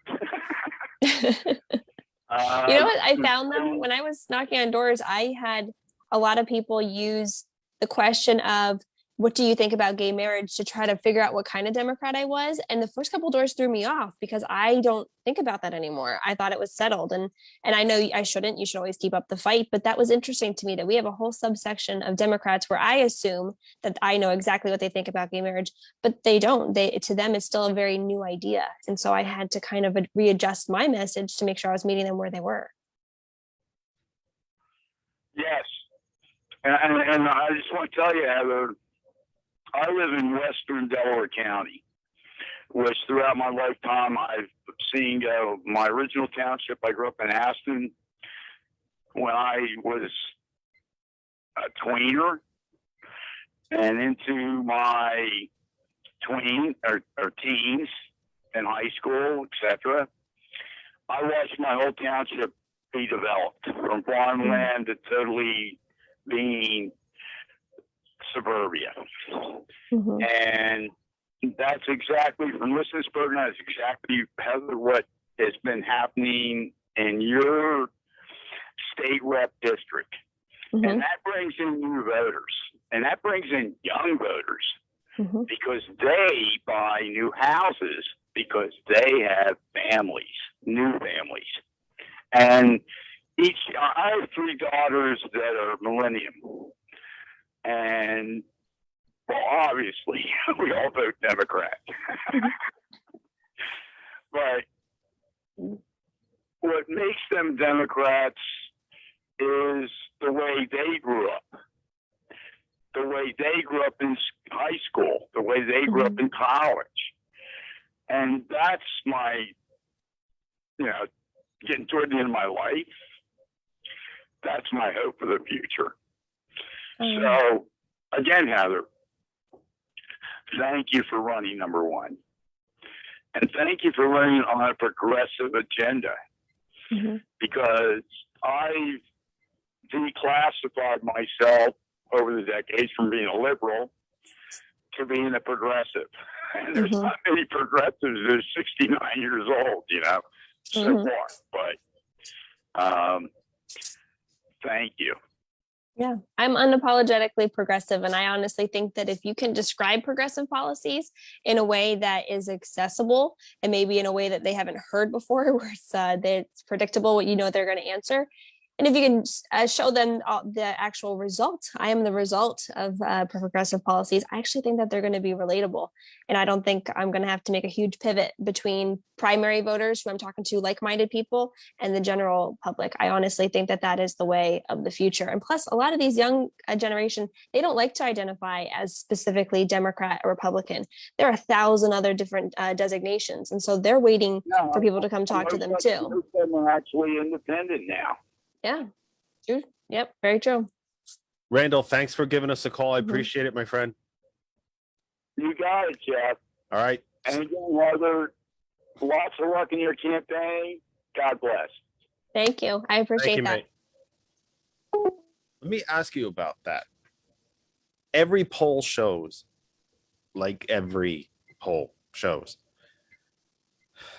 progressive policies. I don't actually tend to use that moniker much myself either. I look at it as a New Deal Democrat. I want to go. I know most candidates can't stand in front of the room, in front of a group of people, and go, we need to march back to the past. That's usually not a winning message, but we do have to go back to the past because we find ourselves in an economic situation very similar to, if not exactly like, the Republican Great Depression of the 20s and 30s, late 29 into the 30s. And it is Democratic New Deal policies that are going to get us out. We're seeing it happen now. President Biden trying to do things. He has a portrait of FDR in the Oval Office. You see even the Conservative Party in the UK spending and spending and spending and doing things that only government can do, that only governments will do, that only so much of the New Deal was Roosevelt first approaching the corporations and saying, we want you to take telephone service out to these areas. No, it's not profitable. Fine, then get the hell out of the way and I'll do it myself. Mhm. And then, of course, when he did, they hated him for it. So Mhm. we know that sometimes when these polls are taken, that these policies are offered to people as unlabeled. Mhm. It's not a progressive policy. It's not a conservative policy. It's just a policy. Do you think that rich folks should be paying way more taxes? And sometimes even in specific questions of a 50% tax all the way up to, let's remember, it was 91% at one point, Mhm. that they are overwhelmingly supported. Single payer is supported. Free Mhm. college is supported. Apprenticeship programs are supported. Tariffs are supported, which is one that I get an awful lot of pushback on, but tariffs are supported. Mhm. Higher taxes on rich people and corporations are supported. Lower or the elimination of taxes on the least among us are supported. Mhm. Isn't, are you making, do you have to make that calculation to each door as to just how unabashed for these programs you can be? Or are you caution to the wind, this is who I am, like it or leave it? There was a moment at the beginning of the campaign, we've been going for almost 3 months now, where I gotten a lot of advice to be temperate's not the right word, but maybe a little bit more timid, maybe just a little bit more reserved. And so I kind of lived that way in my mind for like 24 hours where I was like, okay, I could do that. It was so disingenuous. I think that's why people hate politicians. Like, why are you even here if you aren't going to bring what you have to the table? And so I think that I have to have deference to what is, if I'm going to represent my district, I have to represent what they are. I'm not going to come in here and be like universal basic income, bat to the head. It's not what is needed here, and it's not what anyone would want here. Again, I understand the progress in the future is waiting over there. But I just think that if you can say things in a way that is authentic, people will make an exception for you. So my district has had a female representative before. She was a Republican, but her name was Pat Vance. She was a representative here, and then she went on to be a state senator. When I knocked Democrat doors, people respected Pat Vance. They still remember Pat Vance, and she is 3, 4 people ago and has since long retired. She was a Republican. I think that if I'm going to be going to Republican doors and asking them to make an exception for me, it's because they trust my judgment.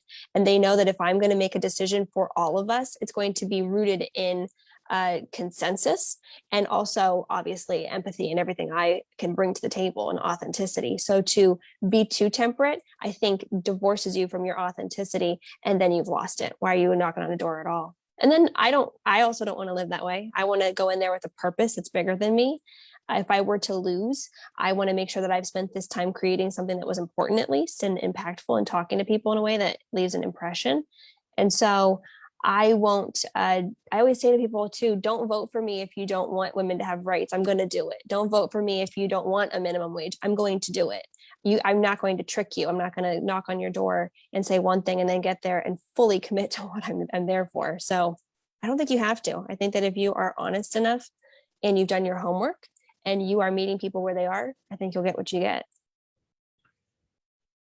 There is a campaign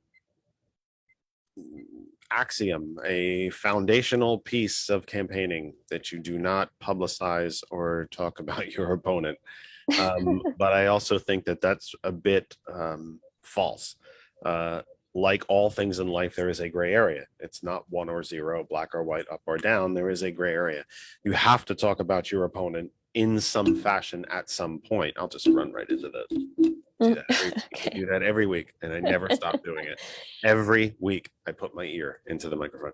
Depending on how my hair is, my hair will like against my microphone, and then it's after the fact, someone will say, "Move, whatever." Yeah.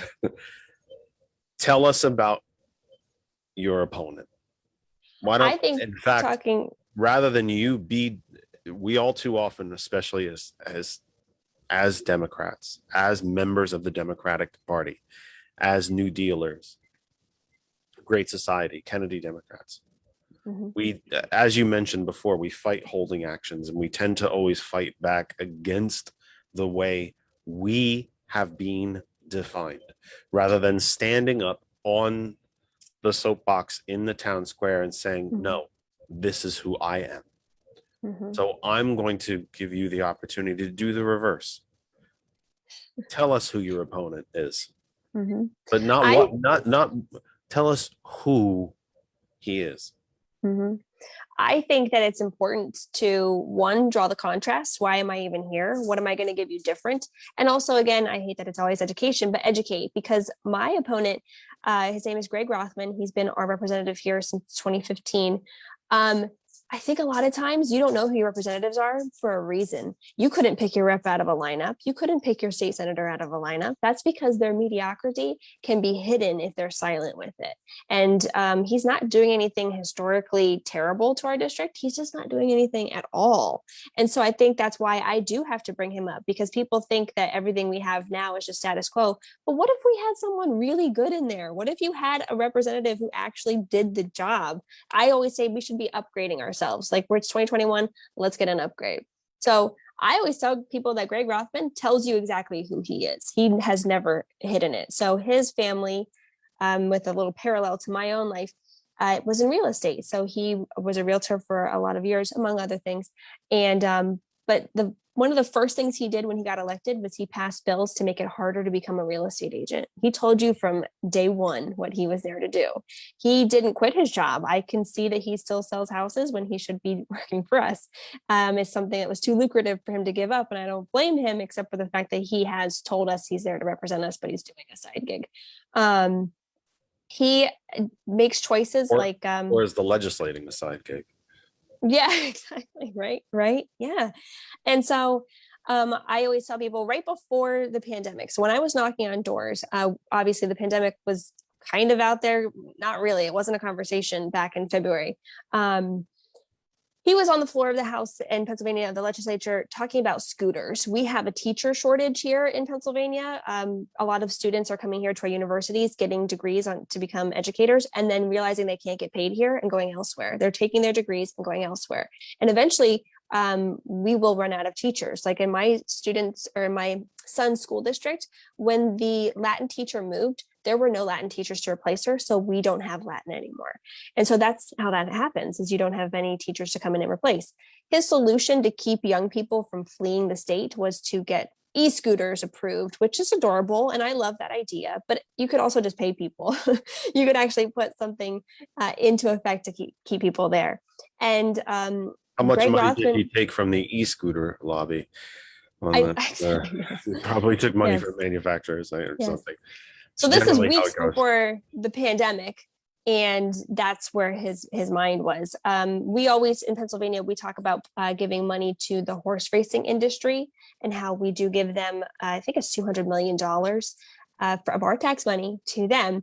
Governor Wolf consistently says, let's not do that anymore. It's a gambling thing. They're their own industry. Let's not prop that up, and let's put it towards education. Greg That Rothman doesn't sound like a free market. Greg Rothman says that we should be giving it to the industry, the horse racing industry, because we shouldn't be pitting industries against one another. So if he's choosing the horses, he's not choosing the children. He's not choosing people. So I think his policies have coasted under the radar, but they very much are having an effect beyond the 87th district. And then when we have things. So how does he justify if we're supposed to let the free market decide, not pit industries against one another? And I always hear that complete line of absolute gobshite of government can't pick the winners and losers here. How do you explain $3.2 billion a year for fossil fuel industry? I think that they have selective hearing, selective morality. They can kind How of pick and choose. How do we explain that there are roughly 24,000 fossil fuel jobs remaining in the Commonwealth, while we have an estimated 96,000 green jobs, but yet we prop up the fossil fuel industry Subsidies, for everything.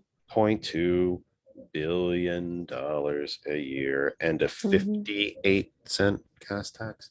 Mm-hmm. And I mean, in my district in particular, it's growing so fast. We have a lot of warehouses. So you talk about Amazon, Chewy, all these different ones. So it's nice. We get our packages pretty quickly, but they use our roads. We give them subsidies to build their warehouses here. We are in central PA. It is centrally located. We do not need to be giving out subsidies to petrochemical plants out west. We don't need to be giving warehouses, stuff like that. They will come here. If we have what they need, they will come here. I'll tell you what, Heather, they're not just using the roads and the water systems and power systems and so on. They're using the people like an exhaustible commodity, burning them like wood. Yeah. Because we have three Amazon facilities here in the Lehigh Valley. We are now the sarcastic term, and believe me, it's not a pleasant term. It's the Lehigh Warehouse Valley. All along the 78 corridor, up 33. The borough of Tatamy no longer hardly has homes in it. It has warehouses. Warehouses have driven out most of the homes. Not that the homes have disappeared. It's just who the hell wants to live where you have a warehouse in your backyard, right? And all the trucks that come with it. All the way. And yours is not the only. The Scranton area is a warehouse area. Yeah. Because of the Northeast Extension, 81 and 84 and 380 are all right there. Plus they have an airport. But it isn't. I think we tend to look at which is not for me to argue your point. I think your point is 100% correct, but I think we tend to forget about the most important commodity that is used, and I mean used and abused by these warehouse operations, and that's our own friends and neighbors. Our own sisters and brothers, our own friends and neighbors who have been convinced somehow that $15 is a lot of money. I was just going to say, this all ties together with the idea of a living wage and making sure that you're paying people what they're worth. You and I had our conversation last week where I argued about a living wage on another interview as a morality issue. It's a morality issue. You do other interviews, by the way. I demand that ends right now. Hajir included. I'm coming for you, Hajir. I'm saying right now. You just right here. You're the only one that's ever gotten. This is where we talk now. He's the only one that's ever made an appearance with you. I'm still waiting for a head to pop up there somewhere. He's right here, sweetie. Caleb, will you feed the dog, please? Feed the dog. I know. Okay. I kind of looked up at the clock and I'm like, if I didn't feed him, I don't think he fed him yet. He's like a little cat. He just kind of like weaves underneath your feet until you notice him. But yeah, I mean, that is exactly what it is. These warehouses have hugely high turnover, and it's because they can keep attracting the new people. They can burn out the other ones and attract new ones. And if there was a higher standard that we needed, yep, that's good, that we asked our employers to meet of us, if we actually stopped working for lower than a living wage, that would be cut down drastically. But if you can use your workers like that in a way that they aren't valued and they are just a cheap commodity to you, it's because of payment as well. I mean, honestly, the living wage too, I mean, it's a female issue. Most people making under minimum wage are female. 30% have families. If this isn't the teenagers working their first job, they're going to get $15, which again, I don't even understand that argument either. There's a dignity to all work. 40% of the folks who make the minimum wage are seniors. Yes. And you have veterans, you have people on fixed incomes who go back out into the workforce.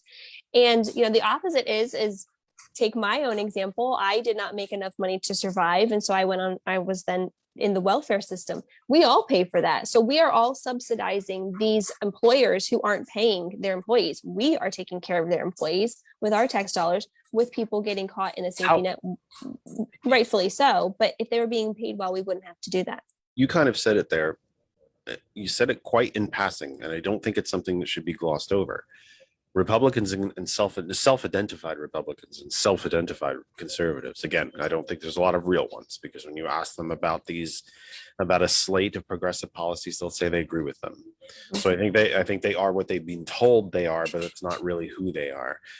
You mentioned the dignity of work. Republicans and conservatives love to talk about the dignity of work. So why can't we pay for it?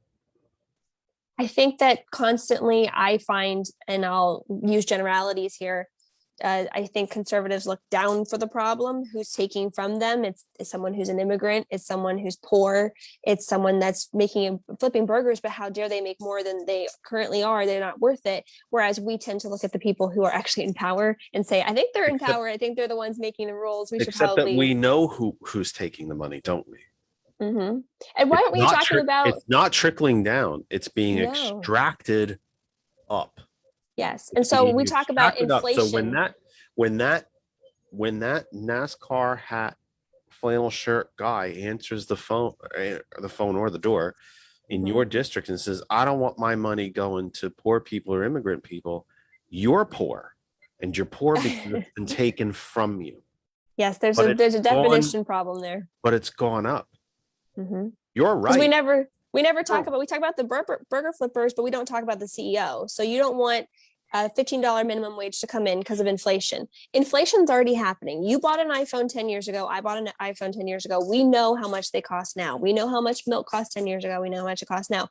They are not having a relationship. The inflation's happening regardless of the minimum wage because the minimum wage has not changed in that same time. Why aren't we talking about CEO pay?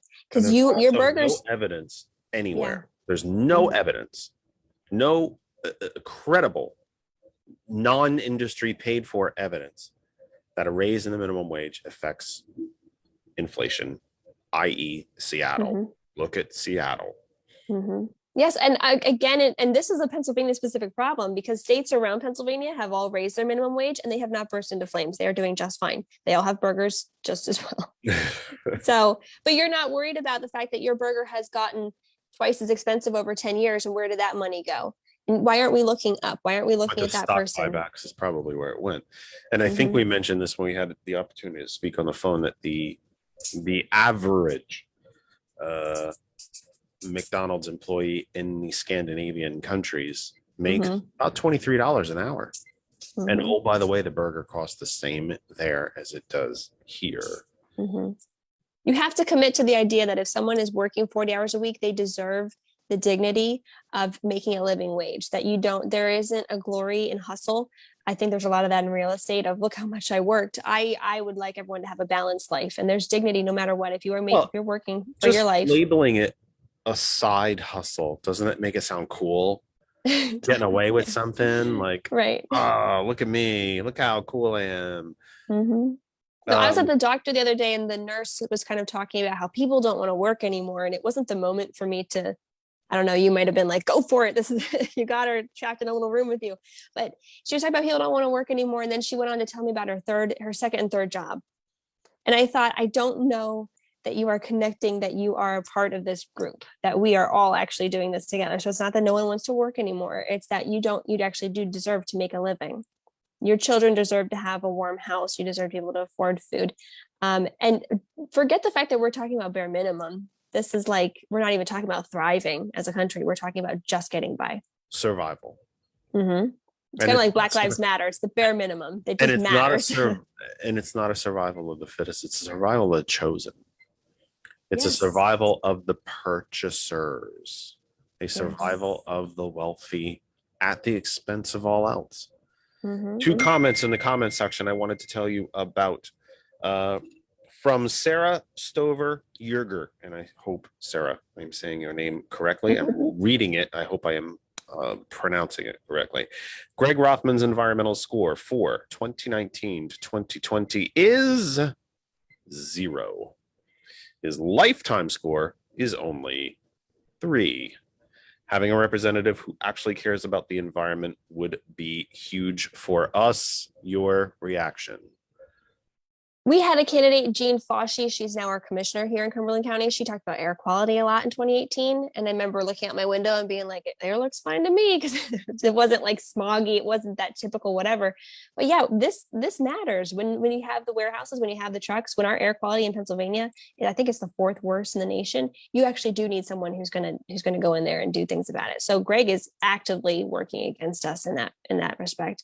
And in Cumberland County, we had like 3 weeks ago at this point, we all got an alert on our phone that we needed to conserve water because our local water purification plant had a problem. And in that moment, I think we all thought to ourselves, we never think about where our water comes from. We just go about our days, and then we had to adjust slightly. We couldn't wash the car, maybe don't do a load of laundry that day. But that matters. The Susquehanna River obviously is Pennsylvania wide, but it's right here. It's a mile away from my house, and it is one of the most polluted places in Pennsylvania. There's actual sewage that gets dumped into the river, and we just don't think about it. If you are electing someone, and in Pennsylvania, you pay your representatives almost $100,000, they should be taking care of you. They should be taking care of your district and the state. Did you, in the Susquehanna Valley, I assume you did, but I'm asking you anyway so that you can tell us, did you have, I think it was 2 weeks ago, did you suffer the smoke from the Western wildfires as we did here in the Lehigh Valley? It was visceral. You could see it.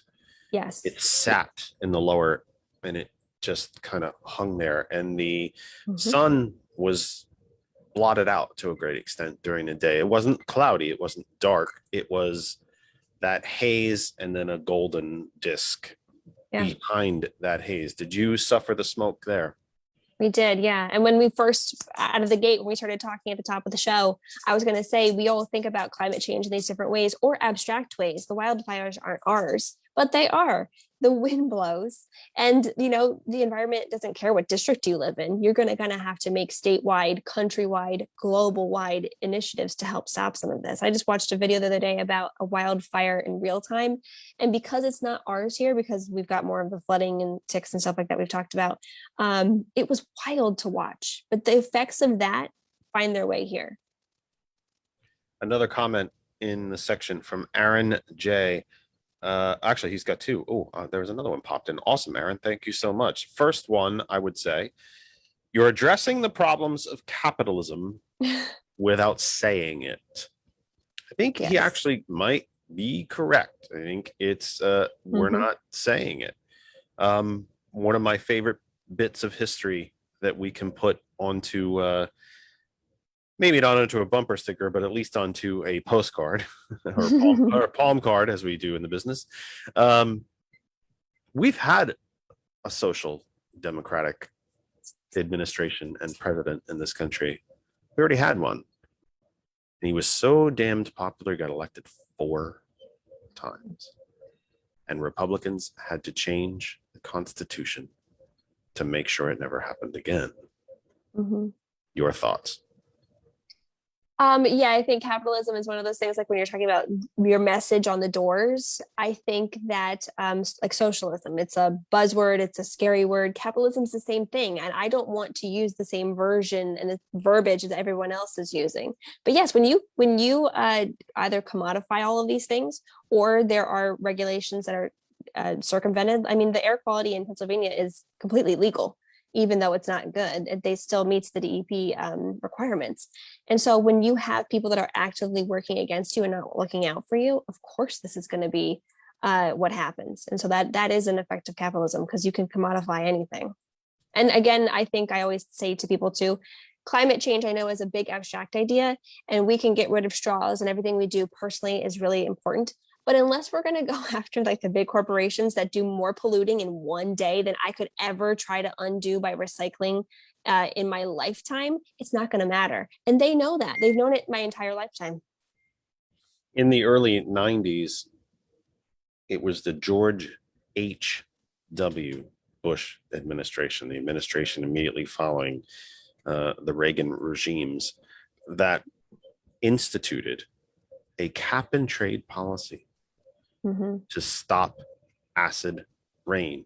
If you are of a certain age and you do not remember acid rain, that's because cap and trade worked. I forgot it. As soon as you said it, you took me back to like first grade, second grade. And if you don't know what acid rain was, then by God, pick a search engine of your choice. Everybody tends to usually say Google as if it's a verb.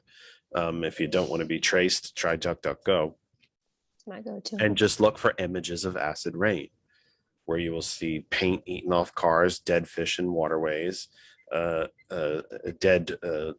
much dead foliage. Just have a look at it. And by the way, that was a Republican president with a Democratic Congress. You want to talk about bipartisanship? There you go. that instituted a cap and trade policy. The same thing that we're talking about doing for carbon was done then for pollutants that were put into the air to literally make the rain acidic.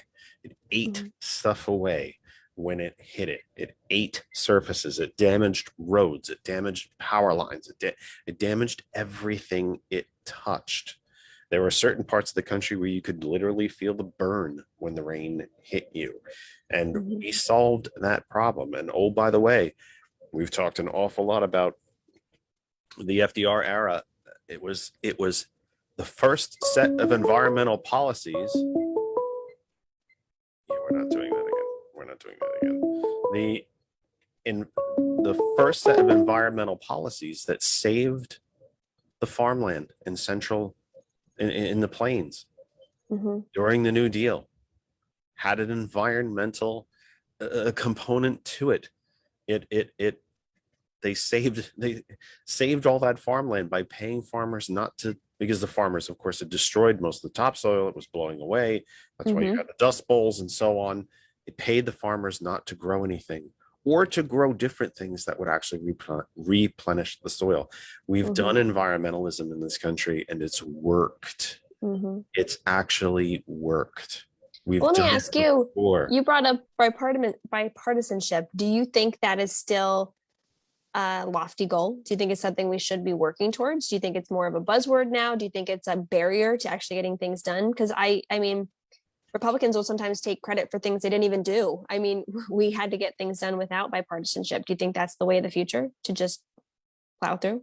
Well, even beyond that, I would say the most entertaining bits of it is when someone like Mitch McConnell stands up and takes deep pride in voting against the CARES Act and voting against the American Rescue Plan, and then proceeds to rattle off the amount of money coming to Kentucky in it. Right. Let's remember the number one, using Republican language now, using Republican language, the biggest taker state in the country is Kentucky. They get back, I believe it's $3.53 for every dollar they send to Washington. They are the biggest taker state in the country, and 8 of the top 10 biggest taker states in the country are red states. So for a party that supposedly hates government, I am always struck by how much effort they put into controlling it. And benefiting from it. And maintaining that. Right. I also maintain and have said, I say weekly here, they are not a functioning political party anymore. There is nothing about the textbook definition of a political party about them that exists anymore. There's no leadership. There's no guidance. There's no policies. There's no foresight. There's no future. There's no anything. It's only anti-everything. And I call them a corporation because we know who owns them. The top 1%, the biggest corporations. I look at them as the employers, as the stockholders. They are the employers, and they have paid the Republican office holders and their structures behind them, whether it is what I can only refer to as the party. I really have no other term for it, but the party structure, the party officials, and the electeds, they are the employees.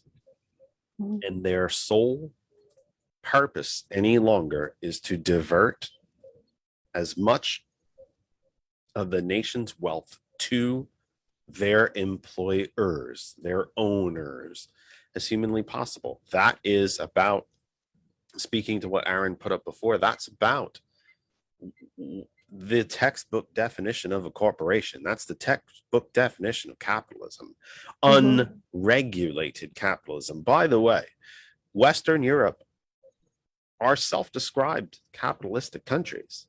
If you have the idea, if you have the money, if you can seed and start a business, you can do so anywhere in Western Europe and become fabulously wealthy doing it. You will pay taxes along the way. In fact, it's easier to start a business in Western Europe because they have a universal healthcare system. They have free education up to the doctorate level, as long as you maintain your grades up into the doctorate level. And if school's not for you, after primary school and secondary school, if a higher education is not for you, we'll set you up with an apprenticeship. We are dead last in social mobility. And you know, I really should try to look up this where Pennsylvania is inside the United States in social mobility. But of all of the so-called first world countries on the planet, we are dead last in social and economic mobility. If you are born poor, you will die poor. If you are born in the middle class, and by the way, now, folks, please keep in mind, for the first time since the Republican Great Depression, less than 50% of the country qualifies as middle class. Less than 50% now qualify as middle class. If you are born middle class, you have a better chance of dying poor than you do of even maintaining your middle class status, let alone moving up. In fact, now if you are born upper middle class, you now have a better chance of dying middle class or lower. The rich are beginning to eat their own. The top 10% is no longer a top 10%. It's now all the 99 against the one. Oh gosh, that's so divisive. And oh, are you pitting people against each other? Yeah, kind of, I am. Because when it's in the best interest of the 99%, it's no longer self-interest. It's called the common good. And I wish I knew where the Commonwealth fit into that statistic as far as social mobility and economic mobility. We're also last in lifespan. Lifespans continue to increase for the top 1%. They are dropping for the bottom 99. We're the highest in infant mortality, and we are extraordinarily high in infant mortality for women of color in this country. We now have places in this country again restored, or I guess you would say restored, although restored is usually a hopeful word. We now have places in the country again that no longer have power and running water as a day-to-day function of life. I often tell the story on the program about Robert Kennedy after he resigned from being Attorney General under President Johnson, after Johnson took over, after the assassination. He went home for a good long time and had no plans of ever running for office ever again. And then he went on a tour. He started touring the country. As you know, you're shaking your head, so you know your history. Good for you. And started going through Appalachia and the South and seeing not just families of color, but white families too, who had no health care, no education, no power, no running water, no transportation. They had nothing. Some of them were subsistence. No, I said that wrong. Farmers. Yeah. Some were sharecroppers. Some were and sharecroppers is even a sanitized word for medieval feudalism. Someone owned the land, they worked it, and everything that they got off the land, they gave to the landowner. Feudalistically. An absolute feudal system. And he said, and there's the famous film of him being interviewed by a news crew at one of these places, and you see the folks on the porch of their tin shed. Yep. And they're barely clothed. And he looks and he has the coat draped over his shoulder and says, this isn't America. This isn't who we should be. And it's the one question that I pose to self-identified Republicans and conservatives all the time that they cannot answer. And I'm wondering if you have asked, or if you have not asked in the exact same wording, if you've gotten this reaction. When we see things like that, when we see people who are bankrupted by medical bills, I have no health insurance myself. I haven't since January because I couldn't afford it anymore. And you look them in the face and you, especially back to those older folks who know better because they lived better. They grew up in better. And when you ask them, when did you give up on yourself? When did we become the country of can't? Don't you deserve better than this? Aren't you better than this? Aren't you smarter than this? You know something's wrong. You know it. You can feel it. You've directed your anger at the wrong places, but you know something's wrong. You know it's wrong, and you know it's not fair, and you know it's not the way it should be or even the way it used to be. And aren't you better than this? Mm-hmm. And the number of folks who cannot answer that is absolutely staggering. It's staggering. I think that that has to do with the individualism that we are wholly propping up. And I told you I came from a very conservative household, so I still have instincts in me from just repetition, if nothing else, to think that, you know, you should take care of yourself. You should take care of yourself. And it's an extreme version of individualism that I think is obviously coming to a head right now. Because at least in Bobby Kennedy's time, the poverty was hidden. It was hidden in Kentucky. It was hidden in Appalachia. It was hidden in Louisiana. You didn't quite have the overlap. With the way that we are now, everyone sees everyone. Everyone has an iPhone, even people in poverty. I had an iPhone, that you see everything, but you are not quantifying it as something that's happening to you, or you're quantifying everything that's happening to someone else as something they've done to themselves. And so I think that's a really sick version of individualism instead of the collective. What do we think we all deserve together? And I think the question I often ask people is, what do you think we should do as a society to people who can't make you money? And that's the question I pose to my conservative friends. If you can't make money, do you think that you shouldn't deserve a house? You can't afford a house, so you have to be homeless now. So If you isn't can't that make someone money, if you can't be their employee, what do they deserve? You're not going to kill everybody. You're not going to allow them, but we do allow them to fall through these cracks in ways that we deem okay. Homelessness is a personal problem. Poverty is not a personality defect. It is a set of structures that you get caught in. And we interviewed Brian Sims the other day, and he was talking about COVID and people falling in the cracks. And he's like, who are already in the cracks? Those people are falling on. And so those are cracks that are maintained. Those are created and maintained for a reason. And so I think once you get out, imagine how easy it would have been for me to take credit for what I've done. I was in poverty and now I'm out. And sometimes people talk to me and they assume that's where I'm going. And I'm like, I was there. I tried to get out by myself. There is nothing you can do. You need other people, but you can easily take credit for something that isn't yours. You can take credit for all of that, not realizing you took the roads that we all collectively take care of to get there. You benefit from all the things that we've all collectively created. It's individualism gone awry. Wherever you are on Facebook, stay right there and continue to watch and enjoy and be with us here in our final hour. If you want to take part in the chat, which has gotten much more lively, even a disagreement from me in there, you can come to our home group Facebook page, That Other Side of Information. The phone line is open 267-227-9189. You can see it on your screen. If you are listening to us across hot101.net and WTCP, it is the telemetry on the app is showing you the phone number. One of the cool things about my little piece of software here that gets me onto hot101.net is I can send you messages, and on your screen, if you're listening through our app right now, the telemetry will tell you how to call us, 267-227-9189. That Kennedy Talk on Twitter, that other Kennedy at gmail.com. No, Randall. Sorry, one on show, buddy. One per show, Randall. Tell me what else. What are the big?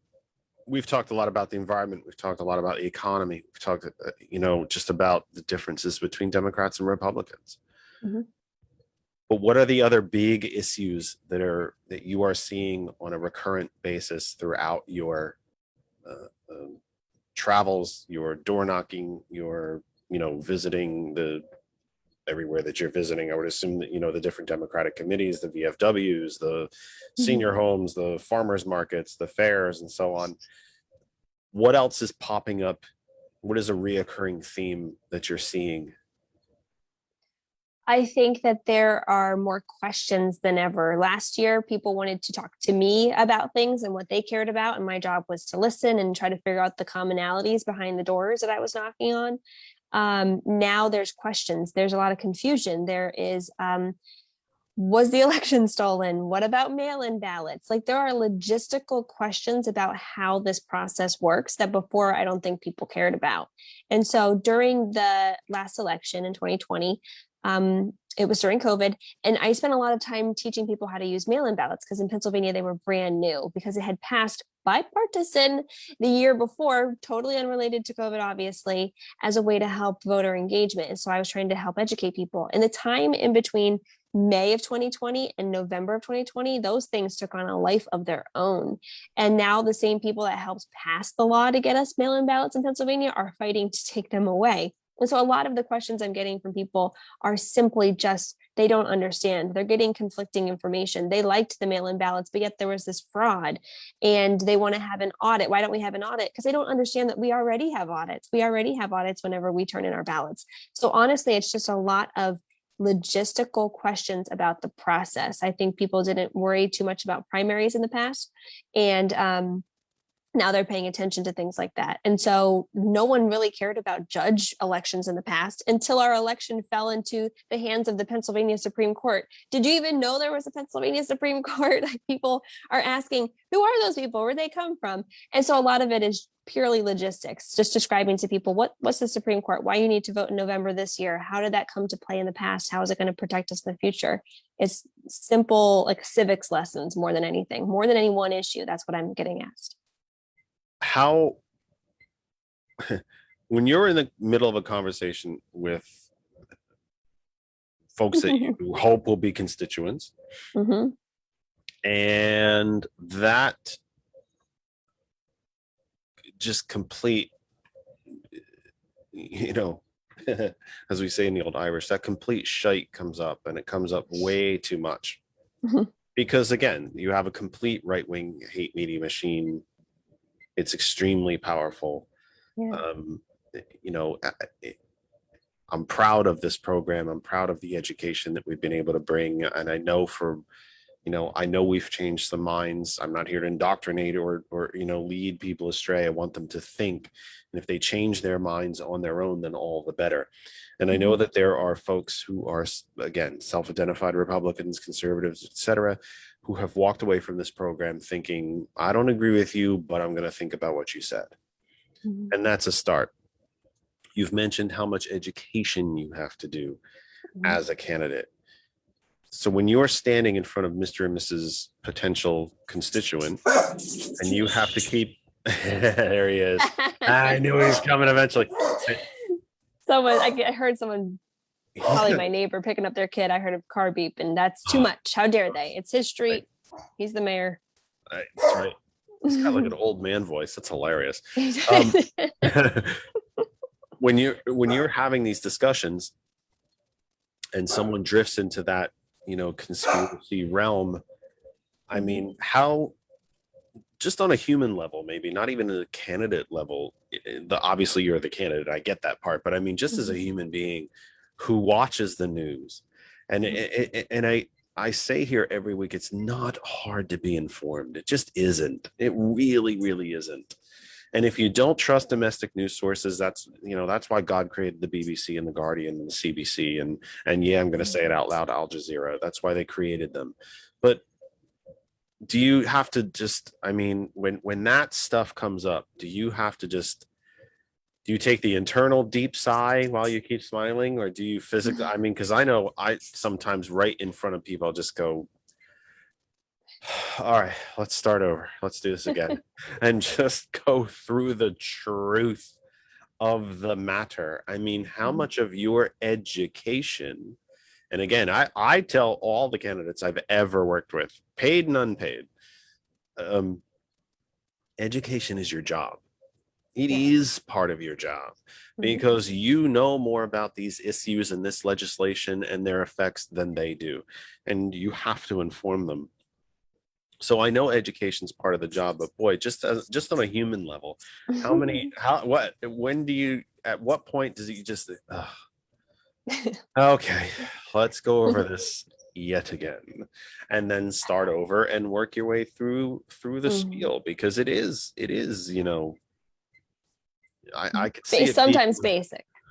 Yeah. Well, first of all, I always say to people, no one is born being a politician. So you're not required to know anything to meet a standard of mine. If you don't know what primaries are, if you don't know that you can't vote in a primary because you are an independent in Pennsylvania, nobody knows that coming out of the gate. Everyone learns that at some point. I happen to learn excited interest in it. Doesn't mean that you are farther behind. You are still a voter and a qualified voter, even if you don't know the logistics of politics. That is not a problem to me. I will diverge a little bit from you. I don't think that it's so much easy to be informed. I think it's really easy to be misinformed. And so coming from where I came from without social media, seeing how quickly that algorithm learned me and gave me what I wanted was outstandingly, astonishingly terrible. I watched it create a bubble for me. And so when I think about my neighbors who maybe are in a different bubble, they are seeing things that look legitimate. They are seeing their own version of news sources. They're seeing people they trust tell them these things. I mean, if I'm a Fox News viewer, I would think it was odd that I was being told it was hydroxychloroquine and then it was something else, masks, no vaccine, and now people are dying and now they're telling you to get vaccine. That would cause a little bit of something in me to maybe look for a different news source. But I don't blame people for being misinformed or informed of different things because that algorithm, man, it is brutal. It will capture you in a bubble. And I don't even think people even hear half the things that I hear in my bubble. And so it's mostly online because of COVID that I will interact with people that have different views. And honestly, it's a lot of standing alone sometimes, because if you're entering into their chat, if they are saying something transphobic, if they are saying something about the election, you have to be able to go in there, stand alone, say your piece, be factual about it, say it in a way that makes sense. It's my job, if I'm entering into someone's chat, if I'm knocking on someone's door, to say things in a way that makes sense. I do all of that prep work in advance to make sure that I'm informed. And then the beautiful thing is that people will meet you there. Sometimes you do comment alone. Sometimes you do go out on doors alone, but a lot of times other people will meet you there and support you because they hear what you're saying too. Or you'll get calls on the side saying, I'm glad you said that because what they're saying is nonsense. But again, my brutal pragmatism from being a young mom is a blessing, because that's where constantly I come from. The election wasn't stolen. The most powerful people in the world didn't suddenly lose power temporarily and this other force came along. I just come at it from a brutally practical way of that doesn't make sense. But I have endless patience. I mean, people can believe whatever they want. It's my job to come and give them what I am offering, and they can take or leave what I'm offering them. And I don't need to leave with anything of theirs if it's off the wall, but patience mostly. What are the other big issues out there in the 87th? And obviously the 87th is not on an island, it's part of the Commonwealth, but what are the other issues that you keep hearing over and over? Is it the standard stuff? It's taxes, education, or are you spending an inordinate amount of time having to knock down these false narratives? Yes. The second one. It's education, but it's coming to me in the form of critical race theory, and then I have to take it back, and then you have to step outside of the conversations that aren't yours. You have to step outside of the conversations where the verbiage isn't mine, and you have to step outside of the conversations where it's nonsense. And I'm going to come at you from, here's education, here's how we can do it. K through 12 is one thing in Pennsylvania, higher ed is another thing, student loan debt is its own thing. I separate myself from all of those things. It's people being afraid of trans girl athletes. That leads me to a practical conversation about Pennsylvania. You can legally discriminate against people for their gender identity or their sexual orientation. That is wholly legal here. There's a patchwork of different ordinances across the state that protect people. Also legal to pay disabled $2 and something an hour. Yes, so they'll come at me legal, codified in law. There's nonsense. They'll come at me from the politicized, amped up version, and then I step outside of it and have the conversation I want to have. I don't have to, as a candidate, have the conversations that are Fox News. I can go at it with mine. And some of the issues, I'm not going to knock on the door and talk about Mr. Potato Head. That's not what I'm there for. Dr. Seuss. That's not what I'm there for. And again, I just kind of relate to people of, you have examples of this in the past. Obama didn't take your guns. The caravan never materialized. And so right now it's this thing, but we're still waiting for those black suited UN troops to come door to door and take those guns. They're on their way. Yeah, Still coming. I know. Oh, Obama, still I mean, waiting. Yep. It's been 12 years. We're still waiting. We're still waiting. that's practicality. Wayne That's just LaPierre's me. all that much richer. Yes, and so that's honestly where I come from, and those are the conversations I'm having. They're being led to me. I'm being led to the conversation through a sensationalism, and then I'm stepping outside of it because that's not where actual solutions lie. It has I don't live there. It sounds to me like you have a much more patient and dare I even say elevated approach than I. When I endeavor in these conversations, I will tell people, you Democrats are coming from, I don't care how many guns you have. I really don't. Mhm. I don't care. You want to have one, you want to have 100, you want to have 1,000. I don't care. Truly don't care about that. If you have the money to waste on it, God bless you. I just hope you can lock them up so that your kid doesn't kill himself. Yeah. Or that you don't commit suicide on a bad day, because people are 73% more likely to commit suicide when they have a gun in the home. So I don't care. I want you to do really radical, crazy things. And sometimes I'll even use that language just to be sarcastic. I want you to do crazy, radical things like afford groceries and see a doctor. I'd like your kid's school to be a public school because you're paying for them anyway. I don't want your kid in a for-profit charter school unless it's determined by educational professionals that's where they belong. And I want your kid's school to not have a leaky roof. I'd like there to be less than 40 kids in the class. I'd like it to be the 15 to 18 that it should be, that what all studies prove provides them the best and most optimal education. I want you to do crazy things like that. I'd like you to be able to go on vacation. FDR made it one of the 4 freedoms. It was part of his economic bill of rights that people would actually be able to take a vacation. I didn't know that. They would have health care. Part of the economic bill of rights. The bill of rights, as we recognize them, are all social rights. They're political rights, and goodness knows they're important. But FDR was going and trying to bring us an economic bill of rights. You had a right to a job. You talk about the dignity of work. You have a right to a job. And if the private sector doesn't provide it, government will. There is a reason why the rich and the biggest corporations hate government, because they know it is the institution that we, the people, have endowed with the power, over the rich and the corporations. And they don't like that. I think that's the key thing there is when I'm talking to people, I always say, I think sometimes fundamentally where we would diverge is that I think that government has a role. It has this part to play. And I think it was Mario Cuomo said, when government's done well, it's an art form. I just think that right now we're feeling it because it's not being done well. So you actually need someone to go in there. There is no opposite. We're just coming out of 4 years where it wasn't done. It was infrastructure every week. It was infrastructure week. It never happened. Not done well, but it did one thing.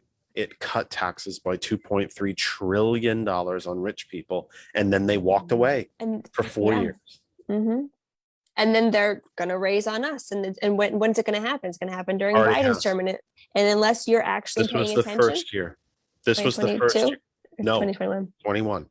Wow. This was the first year. It was designed that way. By Trump, by Republicans, by Mitch McConnell, by Paul Ryan. Remember Paul Ryan? I do. Paul Ryan. It was designed that way so that if they lost the next presidential election, they could blame it on the new president that your taxes went up. By the way, your taxes were never cut, folks. Right. They were never cut. Your withholding table was changed. That's why you took home a couple extra bucks every week and you owed tenfold at the end of the year when you filed your returns. Your withholding tables were changed. Your taxes were never cut. Never. Did you hear me? Never. Your withholding tables were changed.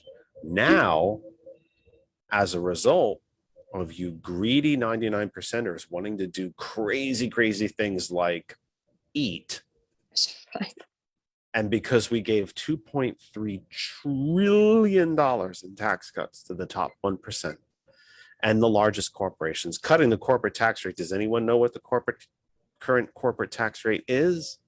In the 20s. It is 15%. Corporations used to fund fully 1/3 of the federal budget. At the height of the New Deal, they now fund less than 5%. My question to you is, the what's money's like the coming from somewhere. yeah. So now your taxes, if you are in the bottom 99%, your taxes are going up every single year for the next 10 at a minimum. The fact that President Biden and his administration have done nothing about this is nothing short of a failure. Period. End of story. He's talked about raising taxes on the rich, raising corporate taxes, a global minimum corporate tax, talked about raising the capital gains tax. Senator Sanders has talked about the electronic stock transaction tax. Senator Warren has talked about the wealth tax. By the way, the restoration of the wealth tax. We used to have one in this country. It died during the Reagan era, like so many other things. But your personal personal federal income taxes, or at least mine, as I am in the bottom 99%, are going up. I'm working poor. Mine are going up.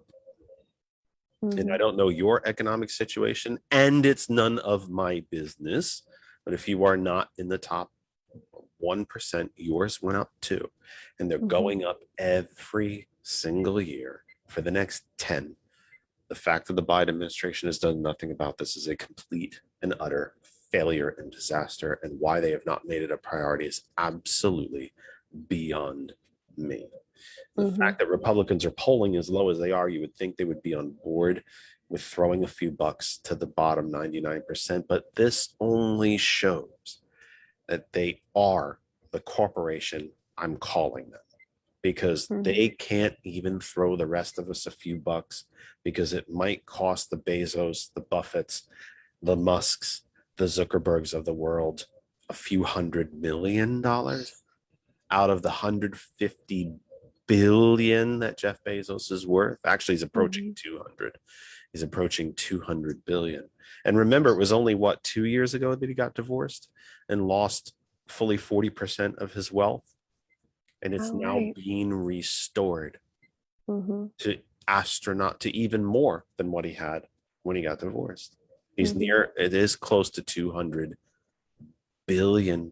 He is worth more than 2/3 of all the nation's gross domestic products on earth. He has a higher personal wealth than the gross domestic product of, and then you can start listing the countries one by one, higher than this one, than that one, than that one, than that one, than that one, than that one. 2/3 of all the countries on earth. He's worth more than their individual gross domestic products.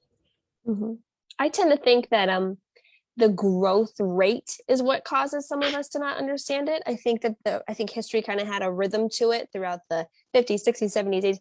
And then when we had the exponential growth, I talk about exponential growth all the time with COVID to kind of like give people the idea of how quickly it goes and how it inherently goes faster as it gets bigger.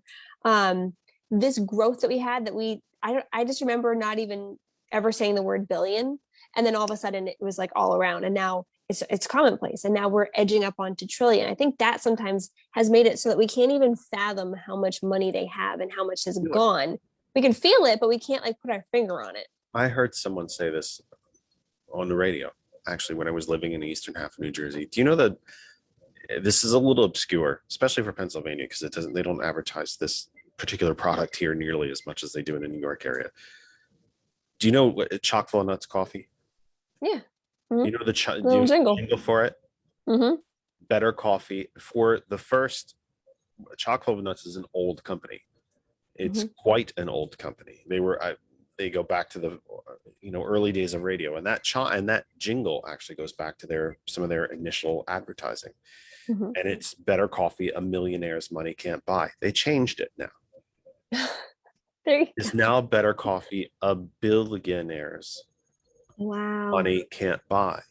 And I'm listening to this. It might have been Professor Richard Wolff, might have been on with Hartman when I heard this. I think that's maybe where I got it, but please don't quote me on that.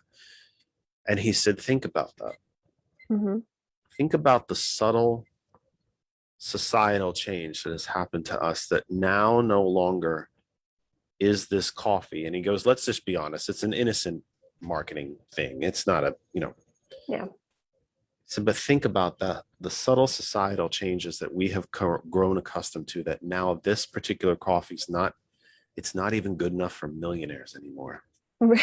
It's a billionaire's coffee. Because Yeah, that's. we had no billionaires when this product was created, Mm-hmm. and we didn't have any up until I believe the first billionaire in the country was in the 70s, I think. Mm-hmm. We now have over 660 of them in the United States, 2,400 worldwide, the second most in China, by the way, who has our economy. And we've created 3 new billionaires just during the pandemic. And the Mm-hmm. wealth of the billionaires in the United States has increased by $1.3 trillion during a pandemic. Mm-hmm. I think the effects are going to be felt for generations. Like you see all the articles that are like, millennials don't buy diamonds anymore, and you're like, yes, we're poor. I don't know what to tell you. Or Is vacation this homes are a not thing of the the past. best advertisement? And is this not the brilliance behind the Green New Deal? How so? By reinstituting the policies of the New Deal, but Mm-hmm. addressing them toward the existential catastrophe that is the global climate crisis. Government spending loads of money, putting people to work directly outside of corporations, just like the New Deal did, but mitigating climate change at every turn. Toward battery technology, making cheaper electric cars, charging stations everywhere, solar on every roof in the country, starting with government buildings, moving toward business, and so on and so on and so on. You probably have corporate parks in Cumberland County, corporate parks in New Jersey. The car parks are covered. They are covered with a steel superstructure, and on top of those covers is a solar panel. So not only is your car protected from the rain and the snow, you're charging the building along the way because it's covered with a solar panel. It acts as an awning, so to speak, or as a car cover. Why are we not doing any of that here in the Commonwealth? Why are the car parks outside of a school not made with solar panels to power the school, or just panels directly on the roof? By the way, you mentioned the warehouses you have out there now in the Susquehanna Valley. We have way too many of them here. Not a single one of them has a solar panel on it. Why? The beauty and the genius of the Green New Deal is the New Deal part.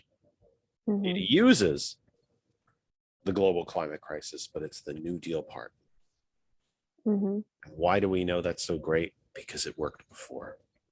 And I think you're actually right. Talking about going back, I think politicians absolutely can talk about that because it gives people a point of reference to say, hey, look at this. I think where I get nervous is that the generation you're talking about felt the effects of that. They got to benefit from it. My generation had some sort of tail end, and now we have the contrast of where we are now post, our recession. I get nervous for the next generation. This is all they've ever known. If they're used to low wages, if they're used to, let's just say, school shootings, all of that, that's their norm. They don't have the contrast like we were afforded, at least the millennial generation. And so it's going to be about selling the idea. It's literally just about explaining it well enough and selling it well enough. We have to do our own version of drain the swamp, lock her up, build the wall. It's got to be something that you can sell. Feed the people. Yeah. To make me angry enough. Spread the wealth. I think there's a punitiveness, though, with the income inequality that I don't know is it could be harnessed. I'm not saying to be needlessly cruel, but there is a sense of injustice with what everything's going on. And I think we need to actually play into that. There is an injustice going on. It's affecting all of us. There's a sense of fairness and there's a clear solution. I don't know that any of the other injustices, social injustice, racial injustice, criminal justice injustice happens. I don't know that any of the rest of it gets solved until economic justice is addressed and fixed. Again, that's why rich people hate government, because government is the one power that can fix it. You talk, conservatives like to scream and yell about redistribution of wealth. Yes, absolutely. I'll have it, because you've been redistributing the wealth. You've been doing it. You've been taking it to the top. It's the fall of the Roman Empire. The senators and the gentry didn't feel like paying for this empire anymore. So we'll make the people pay for it. And the money wasn't there and the empire crumbled. And we're watching the same thing happen here. Why do we still have 800 military bases in 184 countries? Who are we at war with? All the free naval protection we continue to provide every oil tanker that goes to the Gulf, the Persian Gulf. Yes, I had a lot of people upset about the infrastructure deal. It's going to be $1 trillion. And I'm like, well, what do we spend on them? Just the military in just one year. I said, I know those numbers are big and I know they're shocking, but we already do that. And it's the numbers that we're told versus what real numbers appear to be. Military budget, I think now is $742 billion. Senator Sanders will tell you that's the budget on paper. The real spending, because there's ancillary spending connected to that is actually not part of the on paper budget, is well over $1 trillion. I saw a commercial complaining about the 50-something billion dollars we gave the fossil fuel industry in the States. Senator Sanders will tell you that's about $500 billion a year. Globally, it's about $5.4 trillion a year. That doesn't sound like a free market to me. It's the real dollars. It's the real dollars. And yet we know that infrastructure spending will return anywhere from $7 to $12 back for every dollar spent. The greatest economic driver in any country is home ownership. The expansion, let me ask you, the expansion, the building, the construction, the development that is going on in your area, are they homes available for purchase, or is it largely rental? Well, there's an extreme inventory shortage. And so it's a little bit odd for me because I started in real estate in 2010, 2011. So, I mean, it was a buyer's market. There were houses that sat forever. I would always meet people and know I was going to hang out with them for like a year before we could sell their house. And so to see the shift, it's been incredible. I mean, it was a little bit of a build up, 2018, 19, 20. It's extreme. It is extremely a seller's market. We are seeing houses go for 100,000 over asking price. We're having cash offers come in. So, it's extreme. So there's not enough houses here. What bothers me a little bit is that we need to keep in mind that it will shift again. And when we shift again, we need to make sure that we're building in a sustainable way. So building in areas that have stormwater issues, that's not good. Building things right along the highway, they're in demand now because there's not enough houses. Eventually they will not be. And we need to build in a way that's going to be sustainable for the future. The incoming generations want public transportation. They want walkability. And so when we're building, we need to keep that in mind. Doing these far flung out developments based on who has the land when isn't going to be great for transportation in the future. But no, to answer your question, there's not enough houses. Rent is through the roof, and just affordability in general. What's being built there? Because what we're seeing in the Lehigh Valley is an overwhelming percentage of the new construction here is rent. And those rents are just, as you well know, you do this for a living, I don't need to tell you, but those rents are just at that level where true ability to save to eventually purchase has been taken away. It's And now being, it's like a facade. and now the homeowner is whoever the developer is that built that building with 500 luxury apartments in it. Now, you're never going to get anything homogeneous in a country with 330 million people. If people choose to rent, then God bless you, go for it. If that's a better choice, better way to operate in your life, then have at it. But it seems to me there is a disproportionate number of those people, relatively compare and contrast, relatively speaking, that want to eventually own a home, but those rents are at just a level where they'll never be able to do so, and they will be trapped in a cycle of perpetual rent. What is and then so that's what we are seeing here. What are you seeing there?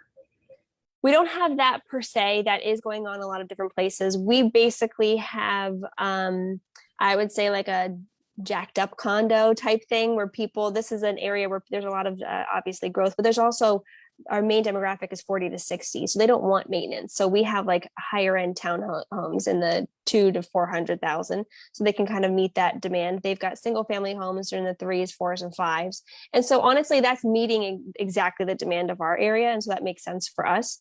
But also, what you're talking about is if you are perpetually a renter, you will never get that wealth that comes with equity. You will never have that. I was able to buy my first house, renovate it, literal sweat equity, and use that equity to build my next house. And it's largely the reason why I am a stable homeowner now. But keep in mind too, that education is missing. I fully worked in real estate for 10 years before it ever dawned on me that I could be a homeowner.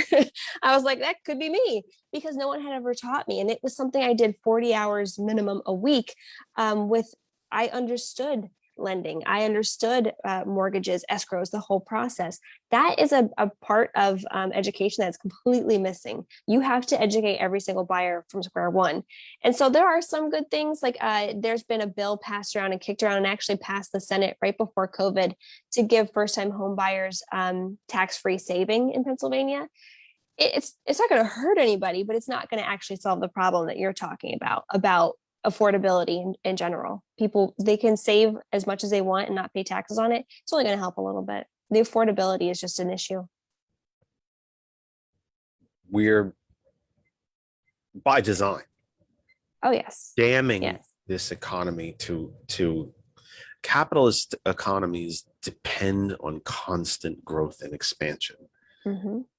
Firepower. That's why these market corrections are usually so devastating, and although I think they're overplayed at times by the business community as a good reason to cut workers and so on, but it is built on a constant which is a real driver of inflation, by the way, but constant growth, oh well, the economy only grew at 1.7% this year and it should have been 2.5. Well, at least I'm no economist by any means, but at a very minimum, you truly can't always have growth. There has to be a correction. There has to be a point at which you've maxed out. But even with that said, one of, if not the greatest economic generators of wealth, not just for the homeowner, but throughout the economy, that money ripples through an economy, is home ownership. Believe it or not, people kind of give me a strange look when I say this. One of the only things the George W. Bush administration got right is they dramatically encouraged home ownership. Now, they did it in all the wrong ways.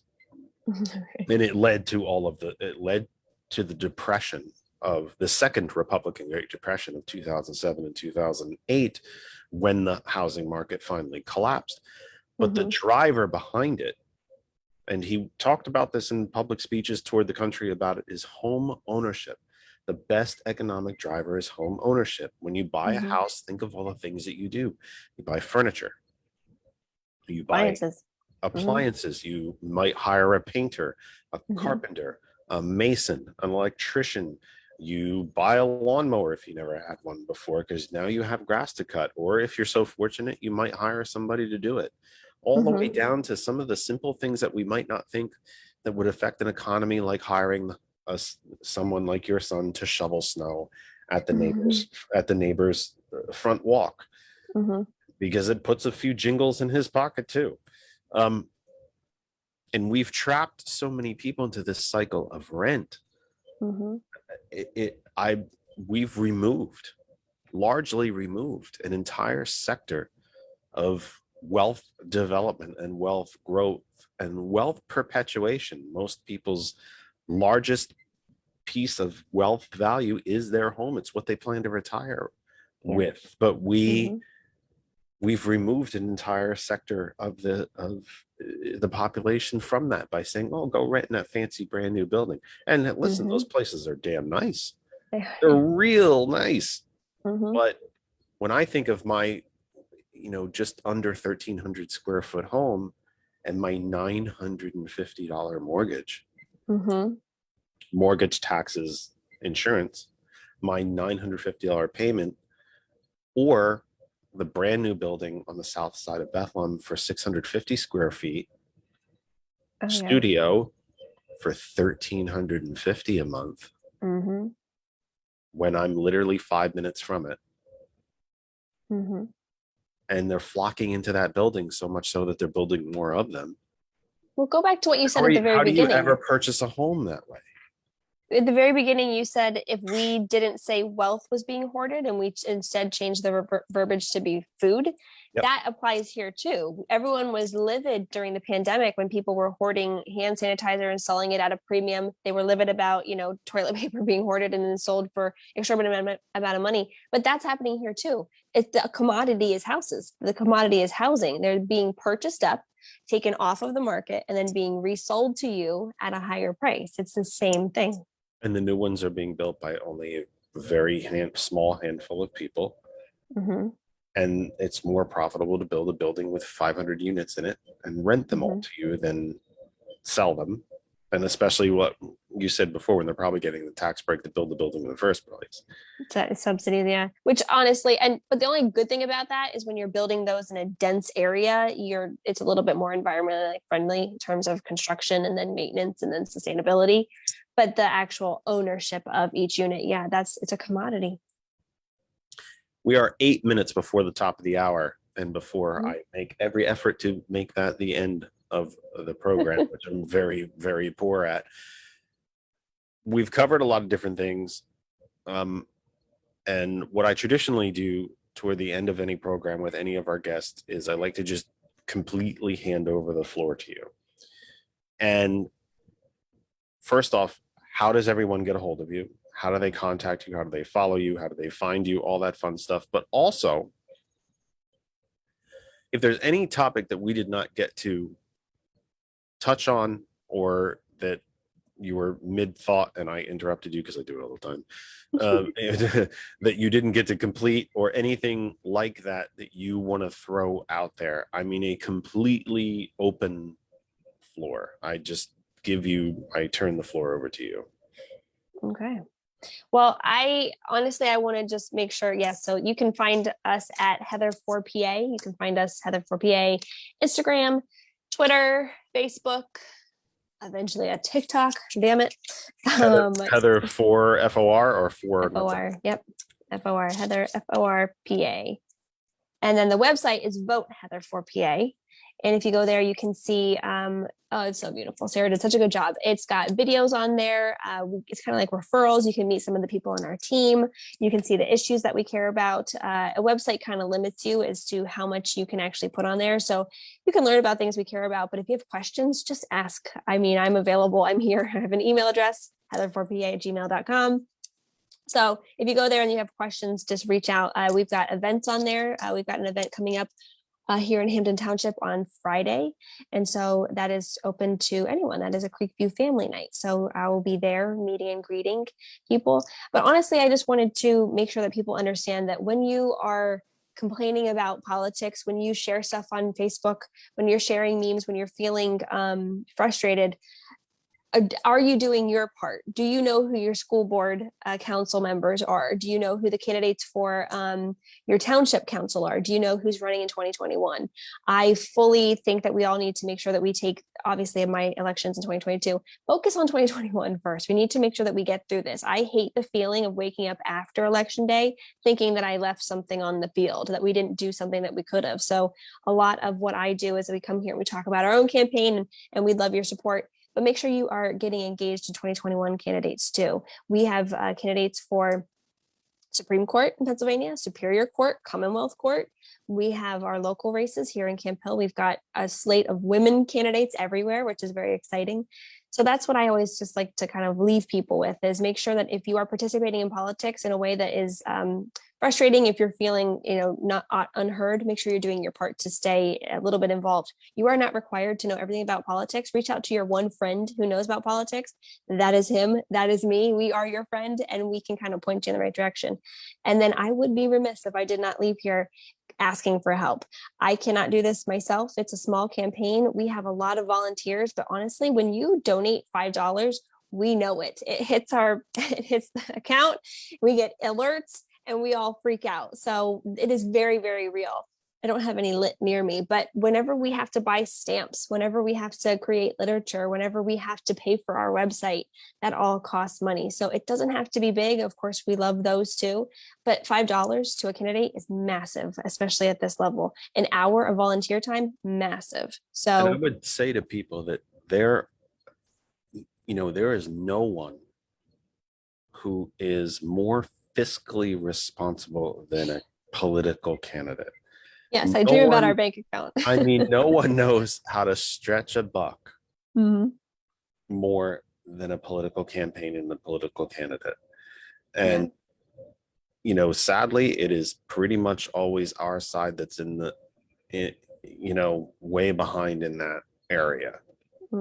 Yes. When I talk about my current representative, he's got a ton of money. You can imagine he has a ton of money, but this area is trending this way. This area is on the national spotlight because it does have the ability to be flipped. So if we can commit and do our part, it's not going to mean anything if we don't actually get donations. So you have to be a little shameless as a politician, but if you would like to make a donation, Heather, for PA, there's donation buttons on every single thing I just told you about. So that would be very helpful. But again, it's not just me. If there's other candidates, 2022 hasn't had a lot of confirmed candidates yet, but your 2021 candidates would love if you would knock two blocks, just to, you don't even need to talk to people. I just say to your candidate, can I write a letter for you? Can I do a postcard for you?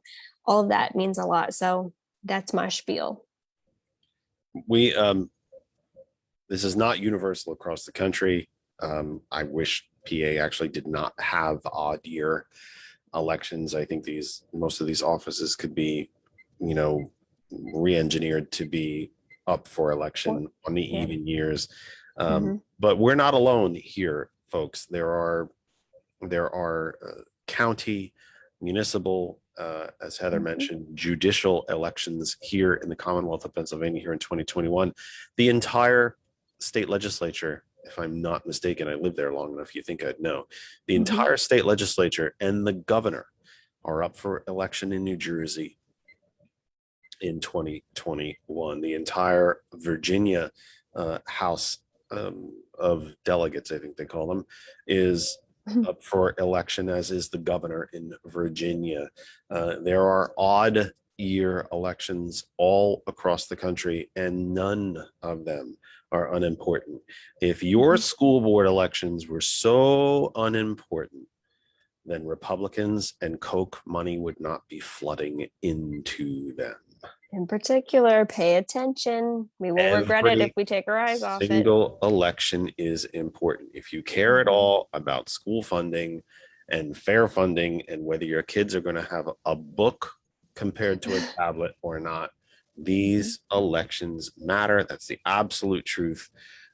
Randall mentions again that there's elections in North Carolina. I believe that's true as well. I don't know if it's the odd year. I mentioned they're every 2 years. I agree with you, but I don't know if they're odd year or not. But regardless, and it's not hard. I don't think it's, you mentioned earlier that it's real easy to be misinformed. I agree. Sadly, it's a lot easier to be misinformed, but it's still not hard to be informed. And just pick up a, I almost said pick up a newspaper. How old am I right now? I almost said pick up a newspaper. Get your yellow Yeah, pages come on, out. yeah, come on. Get on social media. If Heather can do it, anybody can do it. Door to door Get Encyclopedia on Britannica. social media. Exactly. You're selling it. Yeah. What's the vacuum company? Why have I forgotten the vacuum? Eureka? No, the door to door. Oh. It wasn't. I literally I almost said Dyson, but it's like the opposite. It's the anti-Dyson. It's No, the that was grandpa. Who's the door to door vacuum company? Is that Dyson? Oh my God, you guys are young. Sorry. Good God in heaven, you people are young. Dyson sell door to Or door. Devil. No. It was in all the like 50s and Rainbow 60s. or Kirby? Electrolux. Everybody's I think it was everybody's Electrolux. answering. Yeah, I think they're all answering. I think it was Electrolux. Yeah. Or who it was the something vacuum salesman. Then you had the encyclopedia salesman and the guy when they would go door to door and sell insurance. He used to go door to door and sell insurance. Now you know who the door to door people are now? Solar. Oh yes, yeah. It's solar folks who literally fiber optics, that kind of thing. Try to sell you solar. Heather, I will say this to you as a reflex, and it has become probably all too mundane for everyone who's ever with us every single week, but we mean it with all of our hearts. For everybody here who's associated with my program, I thank Hajir for sharing you, and she is long overdue. She owes us a visit. She's been here a couple times with us, and I'm thrilled every time she dials in. She has an open invitation, but you do as well. I really sincerely hope that this is not the only time that you come and visit us. I have bad news for you. You are part of the family now.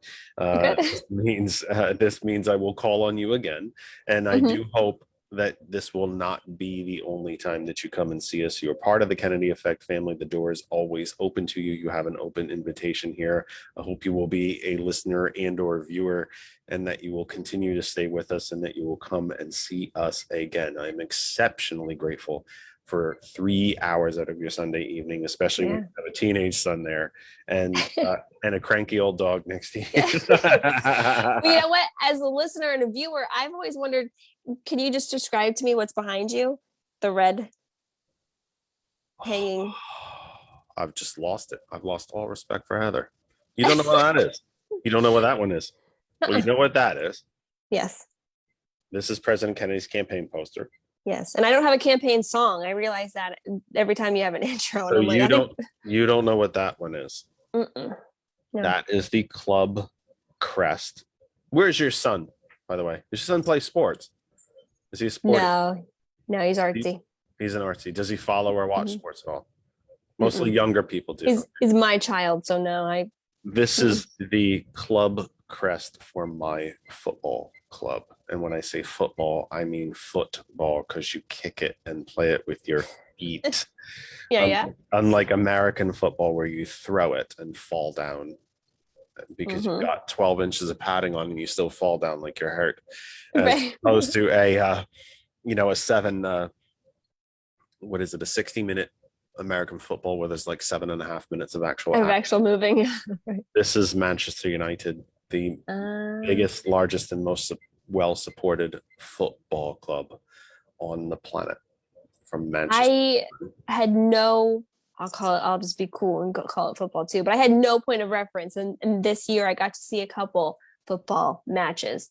And since you had no point of reference, I'm like, why'd you stop the ball? Why is the ball going backwards? Does that grass hurt? Like it was so interesting and just peppering. And I didn't have anyone near me to ask questions. And sometimes I had no idea which people were who, and it was fascinating. It was fun. It was fast. I think how far from Harrisburg are you roughly? 5 minutes, 10 minutes. Oh, that okay. I believe there was a USL 2 team in Harrisburg. That would be the United. That would be the United Soccer League, the United States Soccer League. They're the lower Major League Soccer's on top, and then the USL divisions are below it. I believe there's a USL 2 team in Harrisburg. The Philadelphia Union, of course, is the Major League Soccer team. I believe Pittsburgh actually has a USL 1. Mhm. But this is the English Premier League, the biggest league and best league on the planet. On a weekly basis. So there's 20 teams in the English Premier League. So that's 10 matches per weekend or per match day, right? So they're playing each other. So that's 10 matches. Wow. Only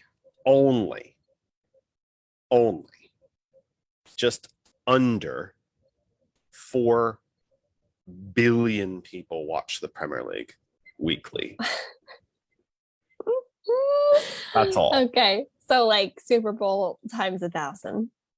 I always get a kick out of when Americans so xenophobically talk about the biggest sporting event on the planet is the Super Bowl. No, it's not. It's first off, it's the World Cup final because usually about 4 billion people watch that, and that's a one-off. And the Premier League is about 3.7 to 4 billion people every weekend across the 10 matches. So and we'll be starting soon, kids. The Premier League season starts on the 28th. I think it is. I think it's the 28th of August. Yes, that's a Saturday. I believe I am correct about that. The Premier League kicks off again on the 28th of August. By the way, tonight, folks, after we leave you, 9 p.m. Eastern time on Fox Sports 1. 9 p.m. Eastern time. That would be 6 Pacific because the game is taking place in Las Vegas, of all places, is the final of the CONCACAF Gold Cup, the United States versus Mexico. Check that out. Oh, we did lose. Okay, we did lose. Heather, her phone died on her. Oh, I feel bad. That sucks. I'm sorry, Heather. Don't worry about that. We were wrapping up anyway. The CONCACAF Gold Cup final. I see the hub is in the house. Jordy will know exactly what I'm talking about. The CONCACAF Gold Cup final is tonight in less than an hour, 9 p.m. Eastern time, live from Las Vegas. The United States versus Mexico, the great rivalry of this side of the planet. And that is the CONCACAF Gold Cup final tonight. And that's part of the reason why we're ending the program, because I'm going to get some ice cream and I'm going to sit in front of the tube as long as I can stay awake, because I do have to get up for work tomorrow and try to watch as much of that match as I possibly can. Somebody mentioned, I see the hub for progress, and Ryan can't even call it to chime in on the real fault. Well, he should be able to call in, shouldn't he? He should have. We're gonna have to do a football show one of these times. We're gonna have to do a football show one of these times. I know everyone mentioned the two vacuum companies, Rainbow, Kirby, and Electrolux. I still feel like there was you know what I'm thinking of? I'm thinking of the Fuller Brush Man. That's what I was thinking of. The Fuller Brush Man. Fuller Brush used to go door to door. That's what I was thinking of. Wow. Fuller Brush Man. Wow. Yeah, Ashley, we're going to have Ryan on, and we're going to have to do a football program. I'm actually thinking it's very interesting, folks. Come to think of it, this is completely unrelated to just about anything. I currently do not have a guest scheduled for August 29. I think maybe August 29, we should just have a very relaxed, like super non-political program. One of the folks at TCP, Sarge, and he and I, on the program that you saw a couple weeks ago when we announced this partnership, Sarge and I started to drift off into a conversation about Ancient Aliens and Star Trek and all things science fiction. That might be the night that we have to do that. I need to contact him to see if we can do that, and probably talk some football, because that'll be the first weekend of the Premier League. So maybe we'll have to do a bit of a split program between, some very different topics, some very non-political things. Maybe we'll have to do a little Ancient Aliens, a little Star Trek, and a little, and a good bit football. on the 29th. I'm thinking about that. I think that would be a very good thing to do, just to have a relaxed, kind of very different vibe of a program to do before we take the week off for Labor Day. Before we leave you, I have a really important and exciting announcement. And for the folks that are still in the chat, I hope you will react, and I hope you're listening. Our program takes a very, I think, a very important leap next week. Our guests are currently scheduled. I almost hate to say it out loud because something bad will happen. But currently scheduled, our guest next week is the sitting PA State Representative Joe Searcy. Why is that a big deal? I have not been able to get, in my recollection, when I think of everybody that I've had on this program, I have not had any sitting elected officials currently in office. We did have the Upper Darby Township Council. They obviously were all currently in office. That just popped into my head, but I have not had any sitting elected state officials on this program. Rep Searcy will be the first, and I hope he will not be the last. And I hope that he will have as good of an experience as all of our guests have had. The kind of program that you heard tonight is exactly what I'm going to do with the rep next week.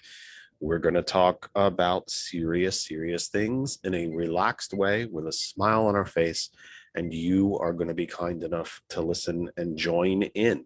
And yes, there will be tough questions, but there will not be gotcha questions, and we won't call names, and we won't scream and yell and do things for effect. It's not what we do here. And the rep is going to get exactly the same treatment that all of our other guests get. We're going to laugh, we're going to smile, we might say silly things, but we're going to talk about serious things and ask hard, serious questions. And among the things that I'm looking forward to speaking with the rep about is his day-to-day. And how do you operate inside the Capitol in Harrisburg with a group of people on the other side that, at least from our outward perceptions, they just as soon shoot you as anything else. They had COVID and didn't tell you. The way Democrats are treated inside the Capitol is as second-class citizens somehow. How do you do that? I mean, when you go to the Capitol cafeteria, do your Republican friends, do they kind of give you a wink and a nod and say, we realize it's all crap. We're just doing it for effect? Or is there that real hatred, that real tension? We're looking forward to asking him about that. We'll be asking him about the budget. We'll be asking him about fossil fuel subsidies, about education spending, about infrastructure spending, about the gas tax, environment, all of it. Nothing is off limits, and they know that. And I must give great credit to Mike in Rep Searcy's office, who contacted me, asked me, actually took the time to ask me about this program and about what we do and how we do it, and said, you know what, it's exactly what the rep should be doing. It's exactly the kind of program he should be doing. Yes, it is exactly the kind of program he should be doing. And it's exactly the kind of program that all the other reps who ignore me up till now should be doing.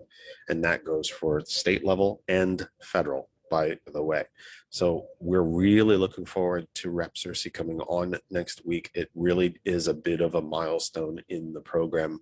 We've had so many good friends and so many good candidates and so many good human beings come on this program and share their insights and share their experiences and share their knowledge. This will be, again, we had the Upper Darby Council, and that was a great show, by the way. I so enjoyed that show, and I really should have them back. This will be a very different, this is a new kind of milestone for us, and I hope you guys all enjoy it.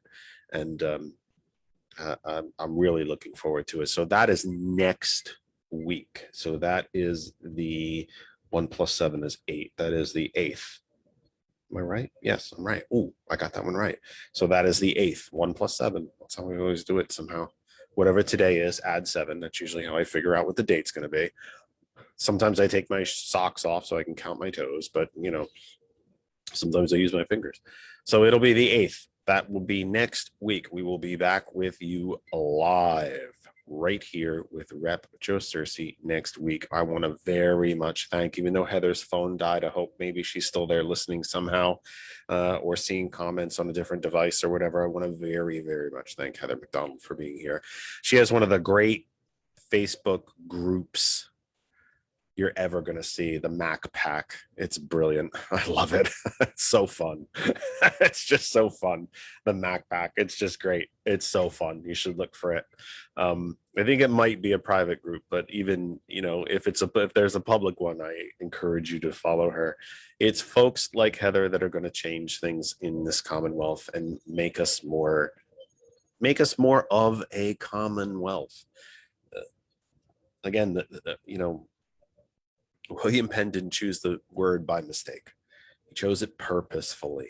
And it's time that we live up to that and become a true Commonwealth again.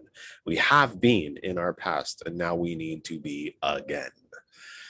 So for associate technical producer, Lynn Dare, for my technical producer and my friend of decades now, George Dare, for DJ Lex and DJ Earl at hot101.net, for Marquise, Whitney, Sarge, Taekwon at TCP, for the woman who's responsible for this program and doesn't take nearly the credit that she should, no matter how much I heap upon her, who does not take the credit that she should, April Riddick, for Kristen, who decided to be quiet tonight and not be here with me and leave me hanging on my own, and for me, Jeff Kennedy. I thank you so very much for being here. And I mean that with all my heart. Every single one of you who listens to this program or takes in any piece of it at any time on a Sunday evening, we simply could not do this program without you. We would not be here if you are not there. If you have missed any of tonight's program, tune into TCP tomorrow evening, Monday evening, from 5 p.m. I believe I have that correct. From 5 p.m. And of course, you can always go to our YouTube channel, youtube.com/that other side of information, and you will see the program there. You can find me on LinkedIn at Jeff Kennedy. You will see the program on our main, our home group Facebook page, That Other Side of Information, patreon.com, That Other Side of Information, TikTok, That Other Side of Information, and Instagram, That Other Side of Information. And please consider, if you have a business, a service, a product, if you are your business that you want to offer and advertise to the world, this is the place to do it. We literally have a global audience. We have a television audience, we have a Facebook audience, we have a radio audience. If you have a product, service, business, you name it, that you want to advertise, we want you to do it here. Just drop us an email, thatotherkennedy@gmail.com. And on all of our social media, we continue to ask you, give us a like, a follow, a subscription, whatever works on that particular platform. And our Facebook group has stalled a tiny bit with new members. We're at, I think, about 856.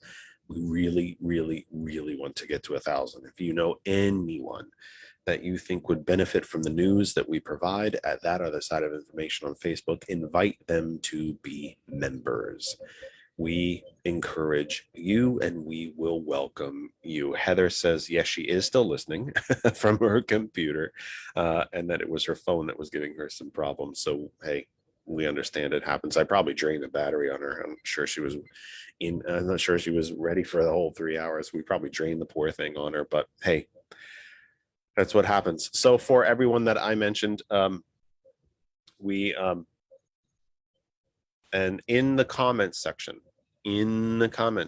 on That Other Side of Information, where the post for this show is, Sarah Yerger, who is Heather's campaign manager, I didn't know that when I read her comment earlier. I should have known that. Sorry, Sarah. Has posted all the different ways that you can get to and follow the campaign email address, website, et cetera, et cetera, et cetera. And again, we say to Heather and to And to Sarah, please do not let this be the only time you come to see us. The door is always open, as it is to every guest who has ever come our way. The door is always open, and you are always welcome here. And no matter what your political persuasion, you are always welcome here, all of you. We may not agree, but let's talk to each other. So for everyone that I mentioned, for everyone that I may have forgotten to mention, just for everybody, period. August 7th, Saturday, August 7th at noon, 11 a.m., just like I said, 11 a.m., right? Noon if you're an hour east of us out in the ocean. Should have known that. I'm only co-hosting the thing. 11 a.m. Eastern time on Saturday, August 7th, our Revolution, Pennsylvania is having our bi-monthly online event.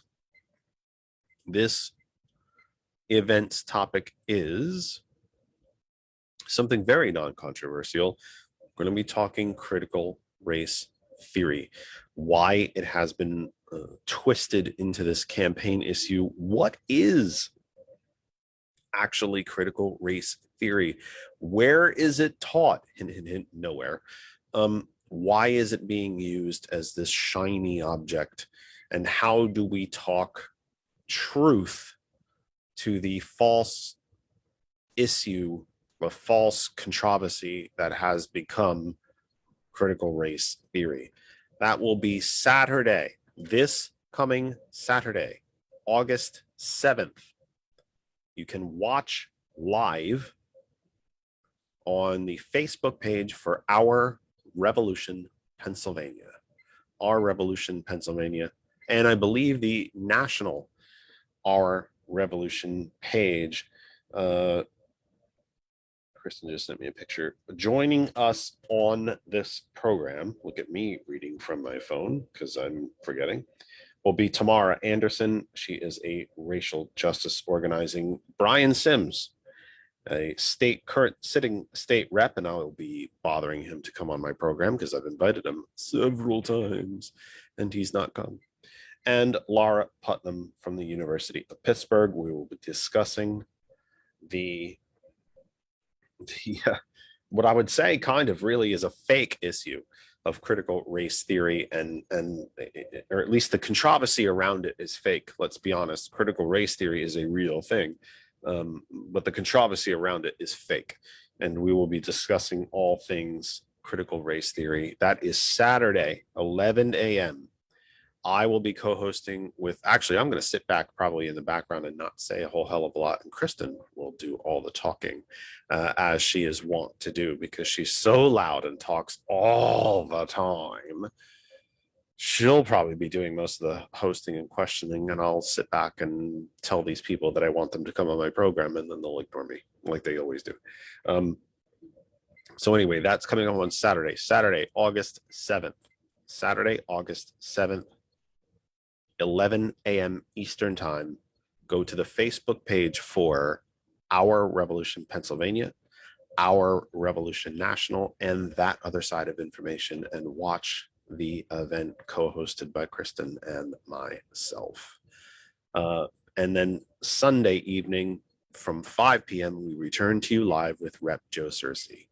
And I'm really, really looking forward to that one. So thank you all for being here. That was the longest close.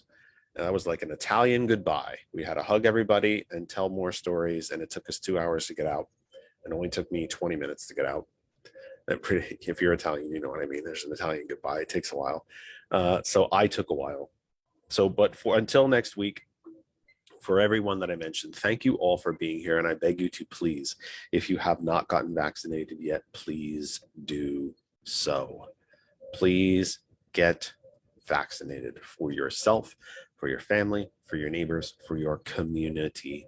Please get vaccinated. We will see you next week. Take care of yourselves and each other.